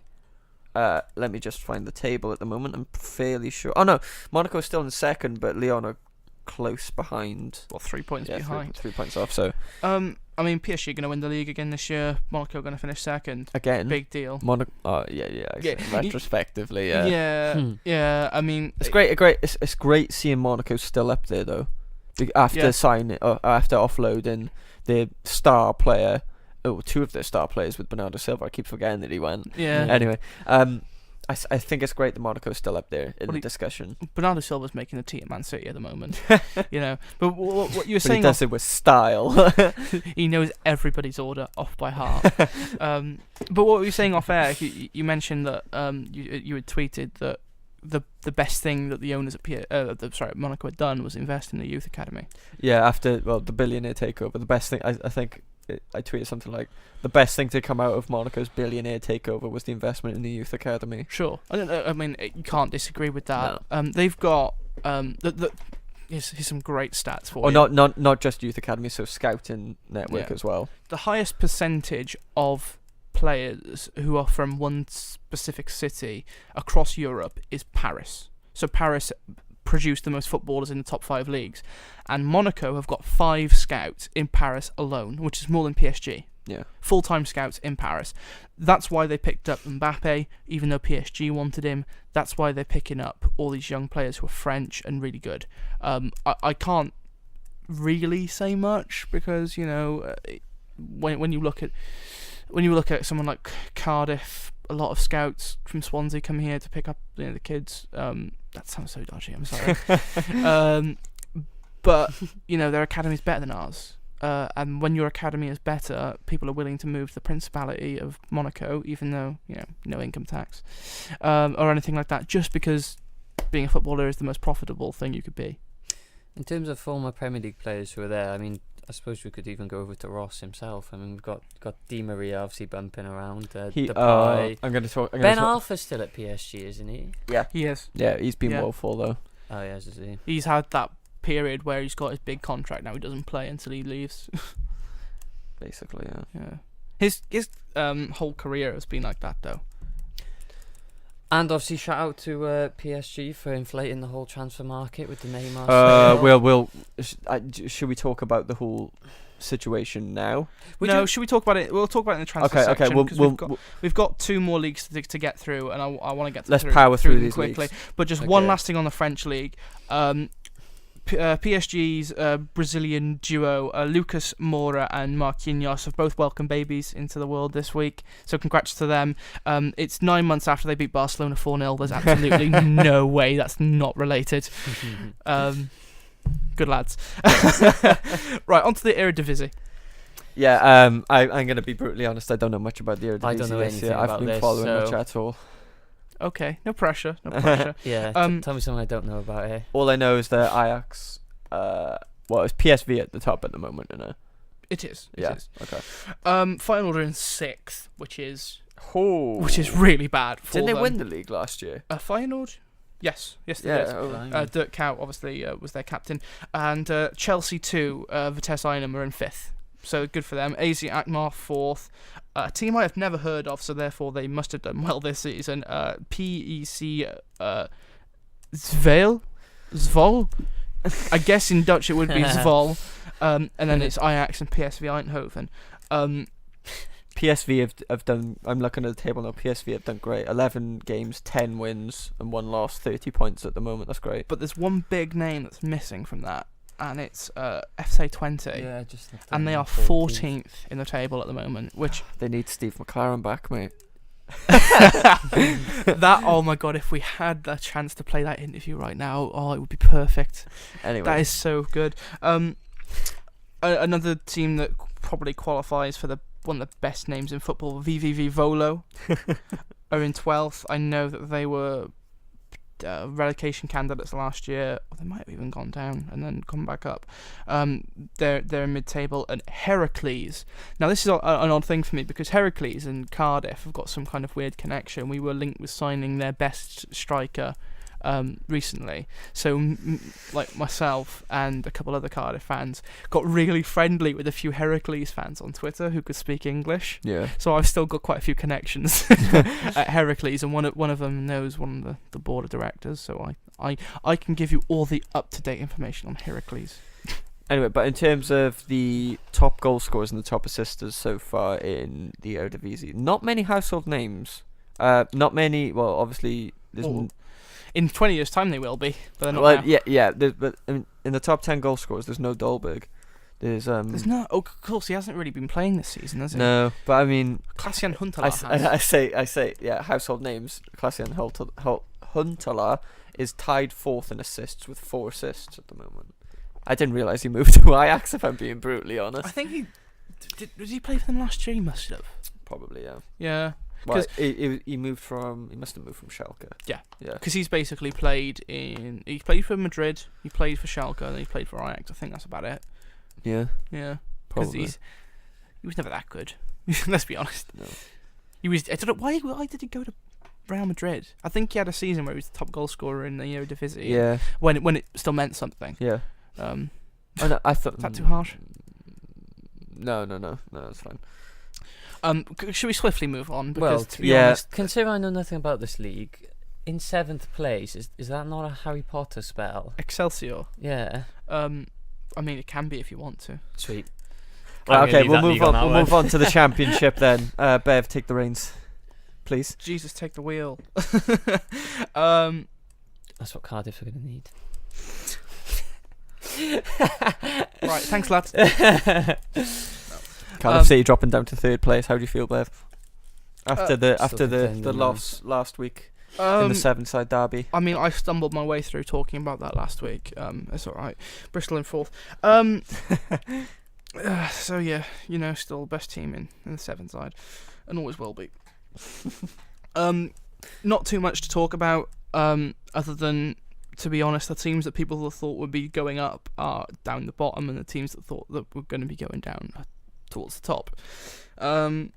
Football Manager, obviously, they released their new game last week, and they did a full run through of the Championship season this year. Cardiff finished rock bottom of their simulation, Great. 24th, which I think is hilarious personally. But I mean, it's better than 17th. Wink, wink. Thank you. At the moment, we're looking at Sunderland, bottom of the table. Now, That is at the moment, such a dire situation. at the moment, currently managerless. I mentioned it in the last episode. I tweeted last year. Well, I can't find the tweet. there's been 2 names that have been thrown around. One of them, which is Ali McCoist. My God, I wasn't aware that he was still a manager, if I'm being I was brutally not aware honest. he was still alive. The last I heard, he had gone to somewhere in Belgium, which famously is where English managers go to die. Nigel Pearson's gone there now, which is quite funny. Anyway, Preston, who started the season really, really well, they're now 14th. They beat us 3-0 away from home. It was our first. I want to say it was our first loss of the season. Probably was. And then they've gone on a downward spiral. Leeds as well, another one I want to highlight, because Leeds are now under a lot of pressure. When we played them, they were right up there. I think they were above us. I want to say they were. And then since then they just can't even buy a win. I'm looking at their form table, and yeah, they lost their last 2 in a row, then they won, and they lost the previous 3 before that in their last 6 games. Christensen, their manager, at the start of the season was looking like an absolute revelation. Now he's looking like a bit of a joke. 17 players bringing in the summer is hard to gel together. I was just looking at statistics now. Despite Sunderland being rock bottom with 1 win and 7 draws in 16 games, Lewis Graben, a 3rd top goal scorer so far this season with 8 goals. The problem is that they're leaking goals. Like, there's no tomorrow. Yeah, I think they've got. I think it was 31 goals against. Yeah, I mean, because they scored 20. They've scored 20 goals and conceded 31. They're losing a lot of games by 1 goal. They did against Cardiff. They gave away a stupid penalty. Then they were given a stupid penalty as well. So it cancels itself out. But then we scored probably our goal of the season in that game as well. It was quite. We took a goal kick and the ball didn't touch the ground until it went in. It was just pop, pop, pop. Either way, Hull are in 20th. A lot of people thought that they would go straight back up. Even because with Slutsky now in charge, a big fan or big friend of Roman Abramovich, he was really open about his transfer policy, and it was probably his biggest problem, because he wasn't necessarily saying names, but when he was asked by journalists, which areas you're looking to strengthen, he was being really specific. He was saying, I want a pacey striker. I'm looking at one to get on loan, and he was talking like that. You could probably work out who he was looking at just by that. He was even talking at one point about how much he had to spend. Spoiler alert, it wasn't a lot. And I think it really, really hurt him. Fulham as well started really well this season, and now they're 17th, and Reading lost in the playoff semi-final. Now they're 18th. Yeah, I mentioned something about Reading, I think, Yeah. one of the other weeks. So the Championship this season's actually really exciting. If you are watching the Premier League and you want something to do on a Saturday at 9 p.m, then watch Football on 5 to get all the latest on that. No, Middlesbrough as well, just quickly, and Aston Villa. Another two people who are saying they're going to walk the league. They're 5th and 6th respectively, but they are by no means walking it. No, how well did Middlesbrough do? Sorry, to keep hold of their players that they bought in last season.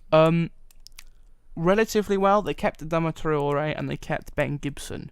Now I didn't expect them to, because Ben Gibson had asked to leave, and they asked for 20 million. And to be honest, I mean, you look at, Michael Keane went for 25. On paper, Ben Gibson was better than Michael Keane last season. I expected him to probably go.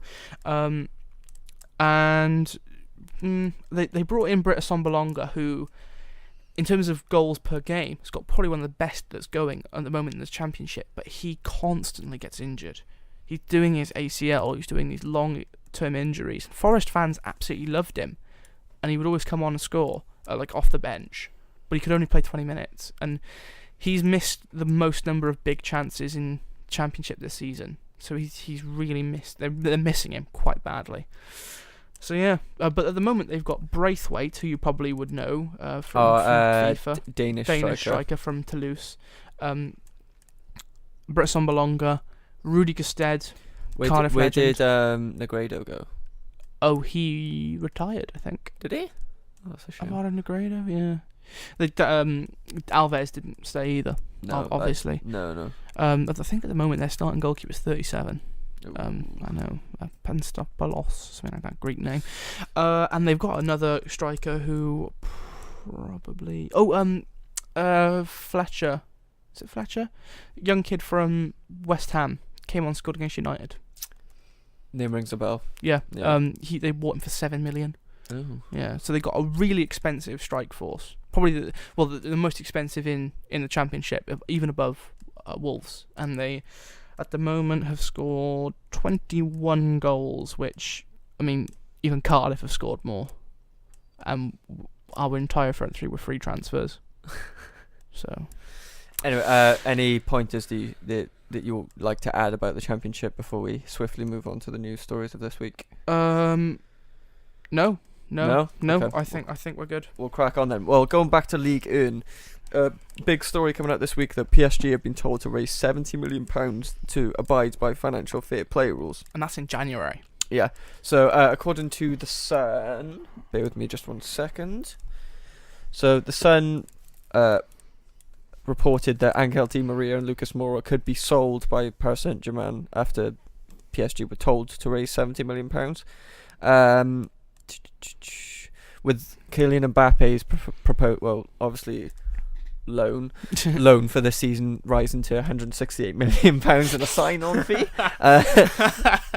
Anyway, I just wanted to talk about Lucas Moura has obviously had quite a disappointing career so far for PSG.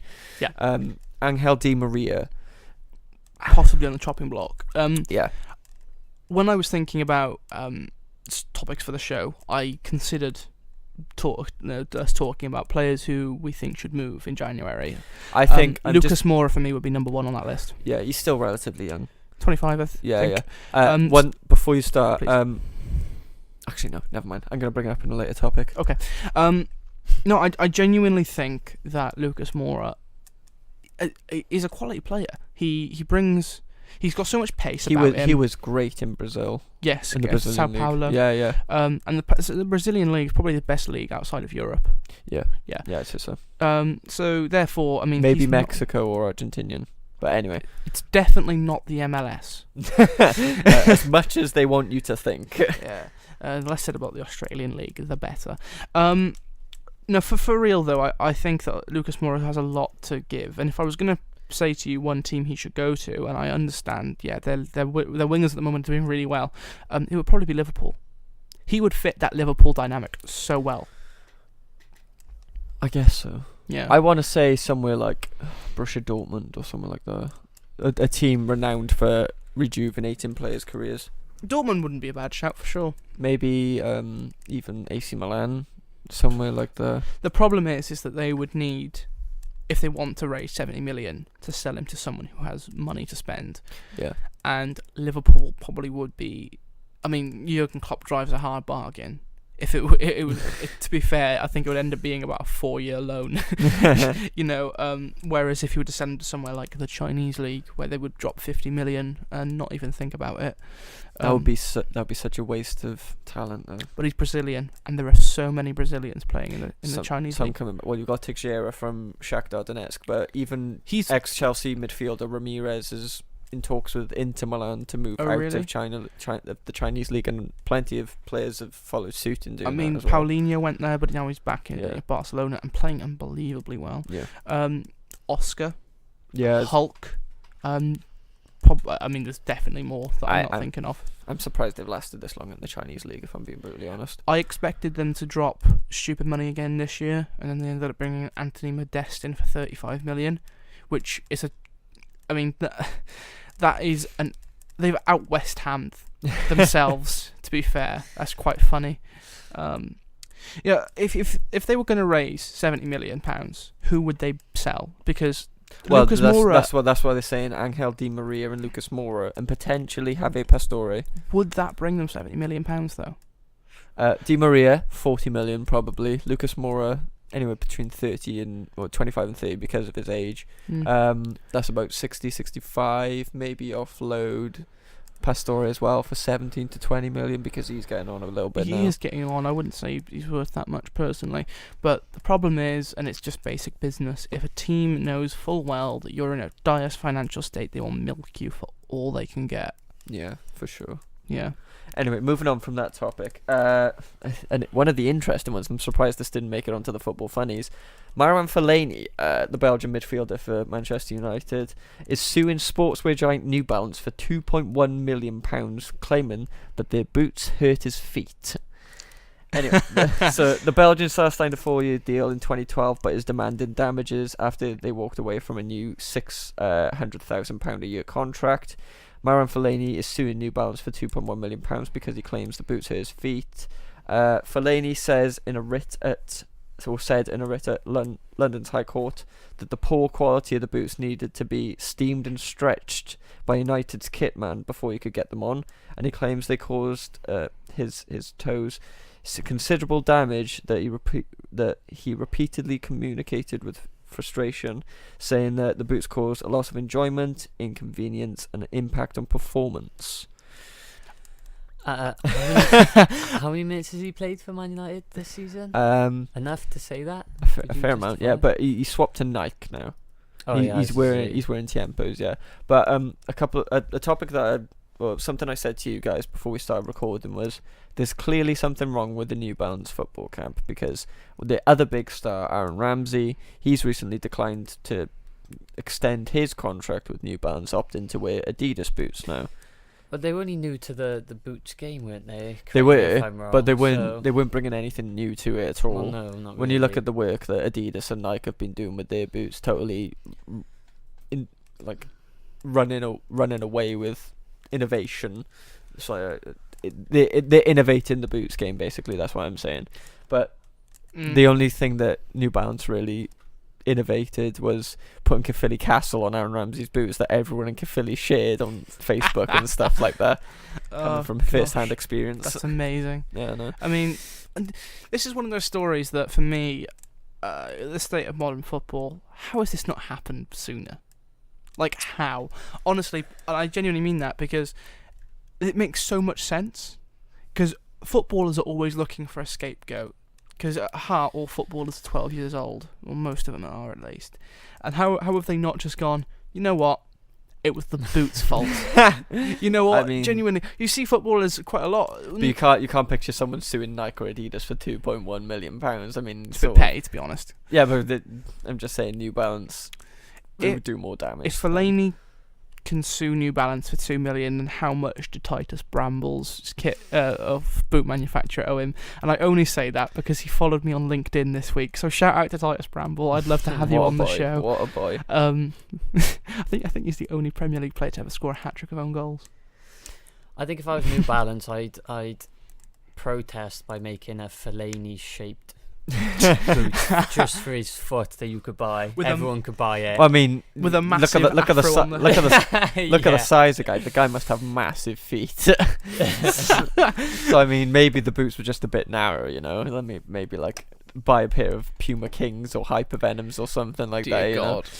Anyway, Why do these kit manufacturers like do so? I mean, quite famously, Paul Scholes never had a boot manufacturer. In fact, when he came out of retirement in 2012, yeah. He walked into a Sports Direct and bought some just plain black boots, and then went to training and laced. Sondiko's mate repping. I don't understand why who honestly looks at a footballer's boots ever.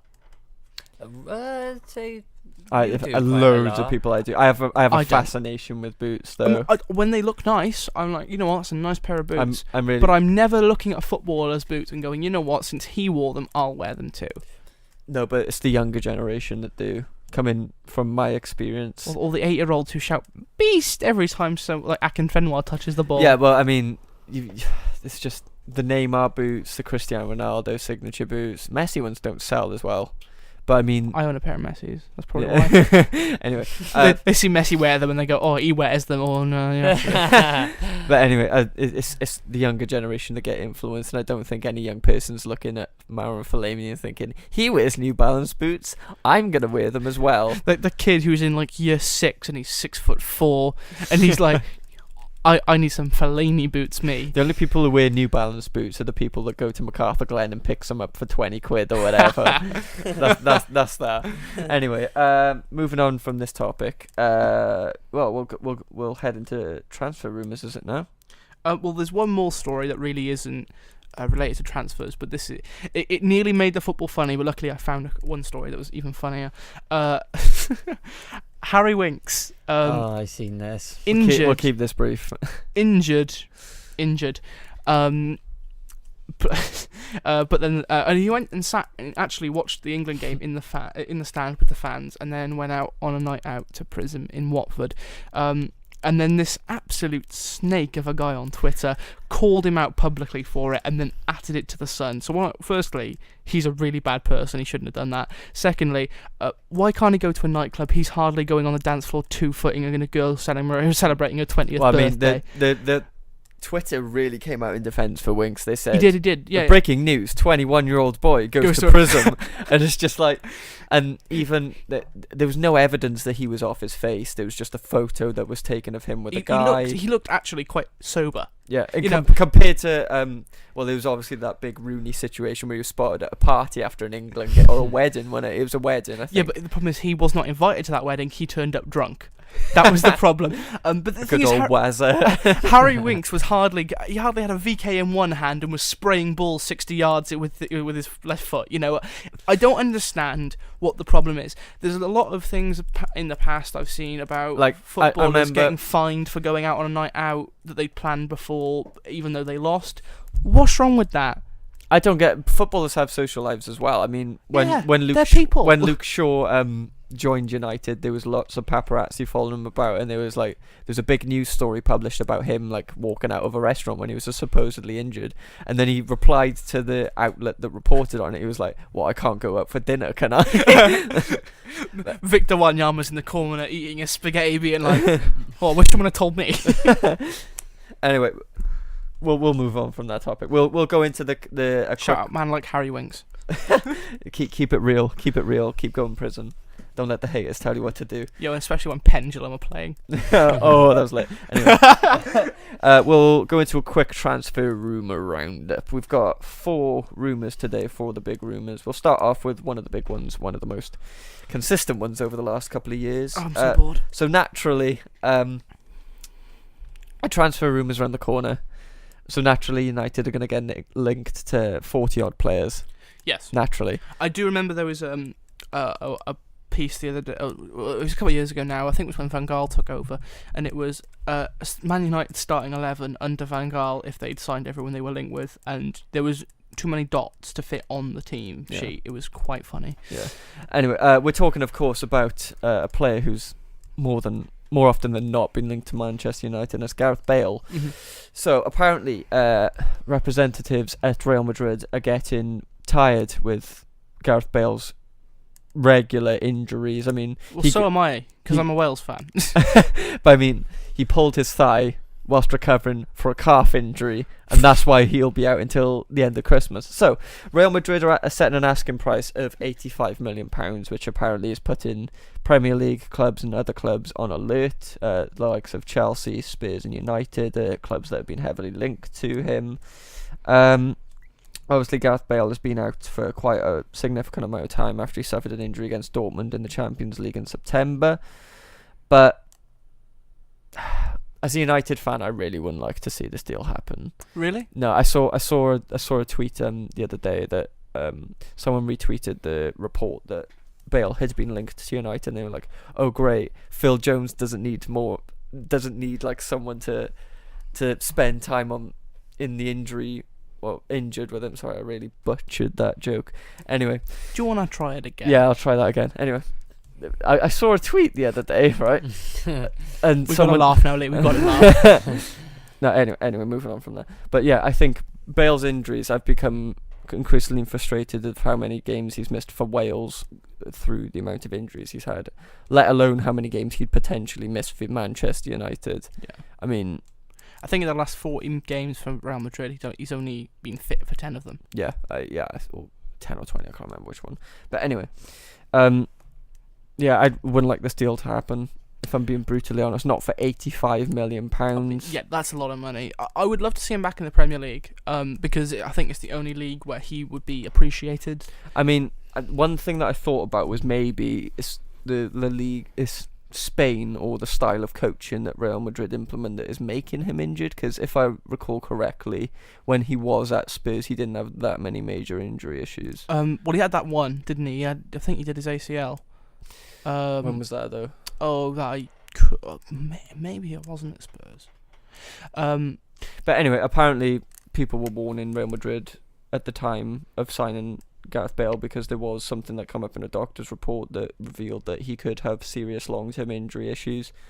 He obviously has that. Yeah, but then hindsight is 20/20, and people can always, just say, "See, I told you so. This injury report says this, that, and the other." Well, okay, but what if he didn't, and then your injury report is wrong? True. I honestly, when I say that he would only be appreciated properly in the Premier League, I do mean it. Yeah.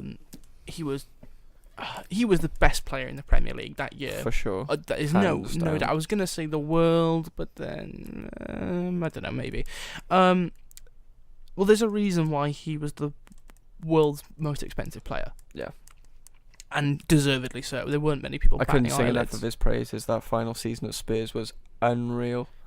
He would just score worldies and it looked like he'd put no effort into it. I know. Still the best ever Welsh player, there's no doubt. Oh yeah, for sure. Anyway, we'll move on to the next transfer rumour to avoid dwelling on this. Liam, Fekir to Arsenal for £60 million, according to the Daily Star, who broke this story. I might as well mute my mic. I want Liam to go on a proper rant this time. Go for it. Yeah, go for it. I think you could have said any name and I probably would have just said yes. 60. If we're going to spend 60 million on the player, then it's a step in the right direction, especially after the Lacazette signing. But obviously, there was a quote I think they said for Fekir that apparently he said that, maybe it wasn't from him, but it was on the article saying that Ozil doesn't deserve the number 10 role, which I think to compare him to Fekir is maybe true. reflects how he's played for us the past few seasons. But I think 60 mil would be a good deal. I think in the current market. I mean, how old is he? He's like 24, I think. Yeah. Yeah. He's just come back this season from an ACL injury, and he has just hit the ground running. Well, I mean, obviously with the absence of Lacazette, Lyon third in Ligue 1 at the moment, so he's essentially playing as a second striker. He has been one of their star players for sure. But it's sort of what worries me if it were to go through is his positionally. Obviously, he plays a striker for them, and Wenger loves buying someone who can play a striker and then not playing them. It would be a great sign-in if you got rid of Ozil. Yeah, which we should do in January. I mean, even if you don't get rid of Ozil and you keep him in there to just challenge that spot. I mean, Ozil needs motivation because he knows that week in, week out, Wenger's going to name him on that team sheet. Yeah, unless he starts Sanchez and Iwobi, which who knows. I would prefer, but yeah, but I mean, him and Lacazette. The season before last, because obviously Fekir spent most of last year on loan, out injured. They were unbelievable. They were so good. They linked up so well together. And this year, Fekir is playing kind of a more advanced role, almost like a second striker. He can play striker. Yeah, he can play as a striker. Goals, I think, he could also play on the wing, which Arsene Wenger will love. No, please, please. Speaking of wingers, I was going to bring this up earlier, but I think. If you can sign Angel Di Maria for 40 million, I think that would be a better deal. Ooh. Nah. Better than Fekir? No way. For 60 mil. Okay, maybe 30 to 40 mil for Angel Di Maria. I think he's the perfect for what you need. I think you need a right winger at the moment. If Sanchez leaves and you get 50 to 60 million for him, I think recruiting the likes of Angel Di Maria would be okay. It would be good business because the only reason he's not really starting much for PSG is because they spent so much money on Mbappe. Mm-hmm. Because in the last 2 seasons, or certainly his first season at PSG, was unreal. Yeah. But I do think Angel Di Maria would be a better signing. I still don't think. I don't know. I'd probably be more inclined to disagree with that. From what I saw when he played for you. Yeah, you want to disregard that completely. I mean, he had a good 4 weeks or whatever, and then he just fell off the face of the earth. When I say he went missing, he quite literally went missing. He did, yeah. Yeah. And he didn't want to sign for us anyway. Yeah. He wanted to sign for PSG initially. Oh, okay. Which makes sense because he eventually did. But I would say that still Arsenal fans are the hardest fans to please in football. I'd like to see someone try and argue with that, to be honest. And you could sign Di Maria playing right wing, you could sign Fekir, and there'd still be one person going. Is she mad? Thank you. There would still be one person going, what does Nelson need to do to get a start? Better than Rashford, mate. Sign Rob Holding. Get him on a contract. Chasing Wenger's car outside the ground, going, what do you need to do to get him a start? Sign Rob Holding. I think we've ruined Rob Holding's career, personally. Yeah, but he wasn't even that good at Bolton. Like, I saw him that year in League One. He's like, the Championship. And I was like, meh. He's alright. And then next thing you know, 2 million moved to Arsenal. We should have signed Gary Cahill when he was available. Oh, yeah. I guess, yeah. Anyway. I think, just quickly, I think we bid like 6 mil or something for him, and then Chelsea obviously upped it and got him, but yeah. Look where he is now. He's doing right. Yeah. Anyway, moving on. He's best English centre-back in the league. Yeah, probably. Yeah. Anyway, moving on from this topic, we got a little bit of a more nostalgic deal. Fernando Torres being linked to a move back to the Premiership. Supposedly, Newcastle and Southampton interested in the 33-year-old striker, as he's revealed his desire to leave Atletico Madrid on loan in January. Magpies manager, or Newcastle obviously, Rafa Benitez, obviously has a history with Fernando Torres, needless to say. I don't need to clarify that. I genuinely had to think then, which I think says more about me than it does anything else. Anyway, I think it would be great to see him reunited with Rafa. And I think Newcastle... 33 years old now, isn't he? Yeah, Newcastle's a great club for him to go to because he is a bigger name than what Newcastle have at the moment. True. There's very low expectations for Newcastle at the moment. They just want to stay up, I imagine.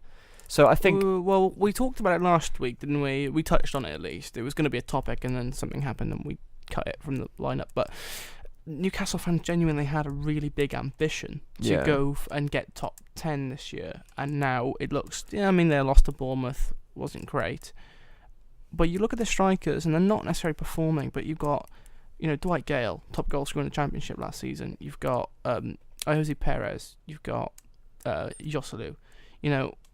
Why do you need Torres? Is what I want to know. What can a 33-year-old Fernando Torres bring to that team they don't already have? Experience. Premier League experience. Well, I mean, if he joins Newcastle on loan and manages to get 8 to 10 goals in the remaining games of the season, I think that would be successful. Okay. That'll be worth the loan, and it'll be good for Torres' career as well. Is it only a loan that's been talked about? Because I'm pretty sure his contract runs out. That's at the what end the of Daily season. Mirror suggests. Okay. I mean, when does his contract run out? I think it's the end of the season. Okay, so maybe they could loan him out from January until the end of the season, and then upon his contract expiring, if he does well, then maybe they can sign him on a free. I think that'll be a good deal. Mm-hmm. But we saw it in, I think it was last season or the season before. He had a decent run of games for Atletico Madrid where he was starting, and he was performing quite well until he got that horrific head injury. Yeah. That was quite disturbing. We probably shouldn't talk about that. No. No, you are right. And you're right, he'll bring experience, but I just don't see him making such an impact. I don't know him, and it's not really talked about too much in the press. But as a United fan, I find it quite tragic, his fall from grace, because I was rewatching highlights of his peak seasons around 2007, Crazy. 2008, 2010. Yeah, he was such a good player. Unbelievable. Such a good player. And I think our kind of generation, people our age, probably missed him. He is one of the overlooked players when you look at standout strikers in the Premier League in the last, certainly this millennium, because people only remember his seasons at Chelsea. Yeah, which is disappointing, because at Liverpool he was arguably the best striker in the world. Yeah. No, I wouldn't even say arguably. He was. Well, that year, Spanish strike force of David Villa and Fernando Torres. No wonder they had such a good run of success in the following years. Mm-hmm. Anyway, we'll move on to a slightly bigger transfer rumour, actually. Neymar linked to Real Madrid. Oh, I hate this so much. According to Marca, so is this Spanish or Italian news outlet? I'm not too sure. Anyway, according to them, Real Madrid have set aside €200 million to sign Neymar from Paris Saint-Germain next summer. There has been numerous reports the Brazilian is unhappy in the French capital, and that he has fallen out with PSG boss Unai Emery and striker Edison Cavani. There's also been claims that other members of the squad are unhappy with the preferential treatment Neymar receives. Real have moved away from their Galactico policy over the last 2 years, but Zinedine Zidane's squad has looked a little weak this season, granted. And Florentino Perez wants to change that next summer. So either way, expect a big sign-in from Real Madrid in the summer. I was just about to say that we are well overdue for a stupid move to Madrid at some point. So, I think they're eyeing up Dybala. I don't know what really makes me think that. That would be a better sign-in, but it would be a much better deal than they get from Neymar. Yeah. PSG just dropped 222 million euros on him. They're not going to sell him for any less. There's been consistent background talk of Neymar being unhappy at PSG, and that he regrets it. Yeah, that he told Barcelona players that he regrets moving to PSG. I mean, in terms of a business, well, not obviously business, but in terms of a business perspective on Neymar's behalf, it was a great deal because he was the most talked about player in football over the summer. He's the most expensive player in history, and it's hard to see that being broken anytime soon. I don't think Dybala I think would be the player that would be the second most expensive if he was to go. At the moment, Dybala would be the most expensive sign-in bar Neymar. He would easily go for, I think, 120, 150 million pounds, somewhere in that region. Well, in that we're not counting Mbappe, who next year will potentially go for 160, making the second. There's no way anyone can hijack the Mbappe deal either, is there? No, it's an obligation to buy. Yeah, which is why they've been stung with finding £70 million out of nowhere, so that they can, because collectively they would have spent 400 million euros on two players. Well, nearly, yeah. That's right. That's higher than the annual revenue in most clubs. I think the French league money is not that good. the Qatari money is though. The state-run Qatari money is very good. Just ask Man City. Although they're different. Imagine the Only Saudi Arabia. Imagine the if you were looking at this from a Real Madrid perspective, if you managed to offload Bale for £85 million and sign Neymar for 200, would you consider that good business? No. Essentially signing Neymar for 120 million. I mean, I think I would. when you make it look like that, then sure. But the problem is that you've got another ego, and there is absolutely no way Cristiano Ronaldo's letting another ego get in the way. No. There's no But way. I mean, and he calls the shots. maybe that's the mistake that Neymar thinks he made, though. Maybe he doesn't think he's ready to be that big of a player yet, because obviously he was in the shadow of Messi and arguably Suarez last year. I'd argue that he was better than Suarez, but no, Suarez last year was better than Neymar. Honestly, I'm talking about in the grand scheme of things. I think Okay. I think Neymar's a better player than Suarez in the grand scheme of things. But anyway, that's another that's I'd another say debate. We won't nah. talk about that. it's kind But, of false equivalence. I'll let you have it. But I mean, if you look at that Real Madrid front line, if Ronaldo does somehow decide to go back to United or to go anywhere to exit Real Madrid, I think Neymar would be the perfect replacement, because he is the second best winger in the world. Well, probably the first now if you consider Ronaldo a striker. Okay. But I mean, look, I'm not saying that Neymar's a bad player, and I wouldn't, because he's not. He's you've got a thing against PSG players, don't you, Bev? They're all bad because they're in the French league. playing against farmers and vineyard owners. Apart from in Monaco, then they're all Formula 1 drivers. Yeah, Lewis Hamilton plays right back for them. Anyway, can you see the Real Madrid Neymar deal happening? No. No? I honestly, if it did, Ridiculous. and then you're saying, Bale went to United, just those two transfers would make this the best transfer window ever. Yeah. Just the most entertaining. Well, I mean, if you're talking about finance, it's hard to beat this summer. It's so ridiculous, though. The money in football is so ridiculous at the moment. Well, this year, And it's not West even down. Brom was splashing money. It's not even down to the UK TV deals, because there's PSG and Barcelona. No, not Barcelona. Sorry. Yeah, Barcelona. Sorry, spending like £130 million on Ousmane Dembele. Yeah, but the main issue I have with these big transfers is that it inflates everything else. And I mean, Pogba, 89 million. That's looking like a bargain right now. it really is. And you know what? I never thought I'd ever say that. No. But then you mentioned it, in the summer, and I was like, you know what? You're so right. You were just so nailed on about that. A few years ago, we were talking about English players being overinflated, and now no one even talks that anymore, just because of the. Because Harry Kane's genuinely worth like 700 million euros. No, but I genuinely mean this in every way. It's ruining football. PSG's Neymar transfer is ruining football, and if that out of a way of it means that he moves to Madrid for equal stupid money, then what was even the point? Because fair point. I'm looking at the Championship perspective, right? And I always do, because I probably watch it more, probably not more than the Premier League, but I watch it every week. I look at Wolves and the money they've spent over the last year and a half, and they're basically owned by George Mendes. Is it Mendes? Yeah. Basically owned by him, and obviously he's got a hand in almost every big deal that happens in the world at the moment. And they're spending £20 million in the Championship. Now the top, don't get me, it's working for them. Their manager, they call him Nez. I can't remember his full name. It's been linked with Everton, so clearly they're doing something right. But if you had said 2 years ago that anyone in the Championship went for 10 million, you'd be laughed at. And then just like that, suddenly everyone can spend 20 million. It's stupid. Anyway, we'll move on to the next topic, which is our top 5 of the week. Top 5.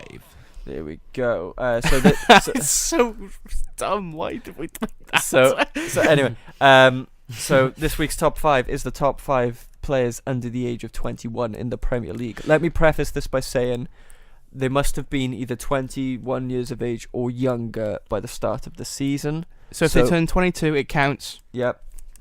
So we're going to make this one quick because I'm sure we can start a debate. I'm going to go with my honourable mentions first. Okay. Davison Sanchez, Andreas Christensen, Onyene Ndidi, and Richarlison are mine. Okay. My honourable mentions are Ndidi, Rashford, Okay. and Richarlison. Okay. Liam? Yeah, my ones were again Richarlison. Ndidi, I wanted to throw him in so bad. Yeah, He's yeah, such a big yeah. fan. Yeah. And I got a name on my list I don't want to say because you'll probably hurt me, but I threw just for myself. I threw a Wobie onto the honourable. Yes. Reppin'. You know what? I didn't even think about him. It wasn't even a thought. No, But it's funny. funny. I just threw him on. It's funny to me that's the case purely because the fact is that even though me and Liam both rate Ndidi incredibly highly, I don't know if you do, Ross. I do, yeah. I was, well, me and you last season when we were talking about when Kante went to Chelsea, I think at the beginning of the season, me and you were talking about Ndidi and being like, oh, okay, he can step in. Yeah. No, Yeah. we did have that conversation. I remember now. The problem is, the fact is that there are just objectively 5 better. Yeah. Hands down. Ndidi would probably be towards the bottom of my list because I think Davison Sanchez and Christensen If we were going to make a are top better 10, players. if we're going to make a top 10, I would put him in. Yeah, without Not doubt. sure exactly Yeah, where, for though. sure. Without a doubt. Anyway, should we get into the first pick? I'm going to Yes. start off with mine.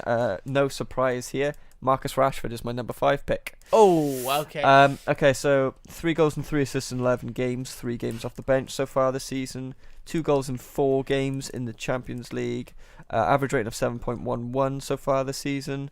I still think he is more effective coming off the bench. I made the argument last season of Rashford being more effective coming off the bench and running at tired defenders. I do think his best season has been under Mourinho.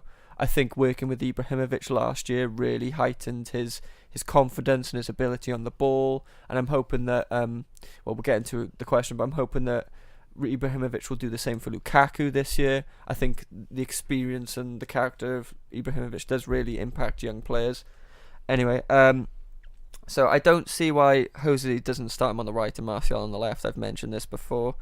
Or like that was a kind of a half mention last week, wasn't it? Yeah, I think Rashford would be better to play on the right because he has already played on the right for United. Isn't he right-footed as well? Yeah. Okay. But I mean, so is Martial, but Martial's got better finishing, and You can cut in that right you can foot. if you play Martial on the wing, you can only play him on the left. Yeah, no, I agree with that. Yeah. Then Rashford actually has quite, I would probably argue, underrated passing ability. He does. He takes a lot of our free kicks. Exactly. And he takes a lot of long distance free kicks as well. He's like got you good say, vision. like you say, he's got good vision. Anyway, your guys' 5th pick. My number 5 is Leroy Sané. I want you to boot that. Okay. Okay. Liam, your number 5 pick. I put Iheanacho, I think, at 5. Oh, okay. I didn't really make a list, but I think looking at him now, yeah, I think he's probably deserved of the 5th spot compared to the other names on there, especially. I mean, Sané's a lot higher on my list. I can definitely say that. Wow, okay. I think that's respective of obviously Manchester City's I squad think at the moment. Me and you could swap Iheanacho in our lists. Oh, I think. And Have you got Sané. Iheanacho in yours? I do. Okay. Where is he in? He's not 4th. Okay. just Oh, he's just higher. mention quickly Well, about yeah. Iheanacho. Yeah. Well, I'll talk about he's him. higher on your list. I'll so talk about him a little bit later if you want me to. Oh, okay. Yeah, I'll get wait till bed. Okay, from but higher, I so- hope you've got some stats because I don't. Oh, I don't like. Anyway, It's all from here. It's all from the heart. should we go from the 4th picks then? Okay. You go first. Dele Alli. Don't talk about Dele Alli to me. Don't say anything. Don't talk about Dele Alli Well, to no, me. because we're gonna end up doing this Yeah. for Don't- the. We we're really gonna- are, aren't yeah, we? Okay, Don't I'll talk talk to about, me and my son I'll ever talk again. I talk about Dele Alli. He's only got 3 goals and 1 assist in 10 league Yeah, games so far, which exactly. is why he's lower down my list. He's got 2 goals in 1 game in the UCL after his brace against Real Madrid. He had a quality game against Madrid. 18 goals and 7 assists in the league last season was the only thing that kept him from being 5th in my list. And the only reason he isn't higher is because I believe his attitude is poor, and he's still not Spurs' best number 10. Okay, well, Christian Yeah. Eriksen is Christian number Eriksen is. one. I saw clearly. an article. We've been singing Christian Eriksen's praises and saying that he is one of the most crucial players in Tottenham's starting 11. Yes. I saw an article saying the same thing. So we did it, boys. Well, we're making an We did impact it. in the footballing Anyway. world. First, we found out David Unsworth was a fan, and now people are writing Our things- opinions. Our opinions. Right. Anyway, your boys' fourth picks. Mine was Rashford himself. Oh, was it? Anything you Okay. want to add about Rashford? I'm glad I'm not the only one that put Rashford in my top 5, though. Okay, You here's the can thing. do Is it that on the English stage as well. Yeah, Which is what I've exactly. seen so far. So Here's the thing, because for me, I wanted to put, or felt I had to put a Man United player here. It was either Rashford or it was Martial. I went with I'm not- Martial. Okay. I know that you don't agree with me on this, because you've mentioned it on the show before, but then when I thought about it, it's like, for me, Rashford is a good player. Yeah. Don't get me wrong, and I'm not, canning on either of them. He's by no means the finished. But he's by no He's means no a mean- finished product, Yeah, exactly. and Martial's a lot closer. He's a lot closer. And there's only like a year or two between them both. Exactly. So, I mean, if I wrote this in 12 months' time, I would probably be putting Rashford ahead of him. Yeah. Depending on how good Martial does this Even year. if they're growing at the same levels that they are at the moment, I think Rashford would pip it in a season's time. Yeah. But I mean, Martial at the moment, technically, one of our best attacking players, and he's so composed for such a young player as well, I believe. But I'll get into him. His in a finishing bit. is fantastic. Yeah, exactly. Okay, well, you're number 3. My number 3 is actually Anthony Martial. Oh, okay. Well, that's cool. So 4 goals and 2 assists and 10 appearances so far at United, but 7 of those appearances were off the bench. I've mentioned he's by far been our best winger so far this season, and arguably our best attacking player that's not a striker. As I mentioned before, I still think he's better than Rashford, and he only joined us for £35 million in 2015. What a waste of money, as the chants go. Sorry. I mean, it's okay. I'll let you have that one. I mean, I've mentioned that before, that my up until now most viewed article ever was why Anthony Martial was actually the worst signing of that summer, and I still hold those opinions. However, the way the transfer market's going, you can look at it that way. How much would Martial go for in today's market? if he was 80, still 90. coming from there, yeah. 80, 90. Probably 80 or 90? I'd probably say about. Oh, are you 70. talking about now or back when he's at Monaco? No.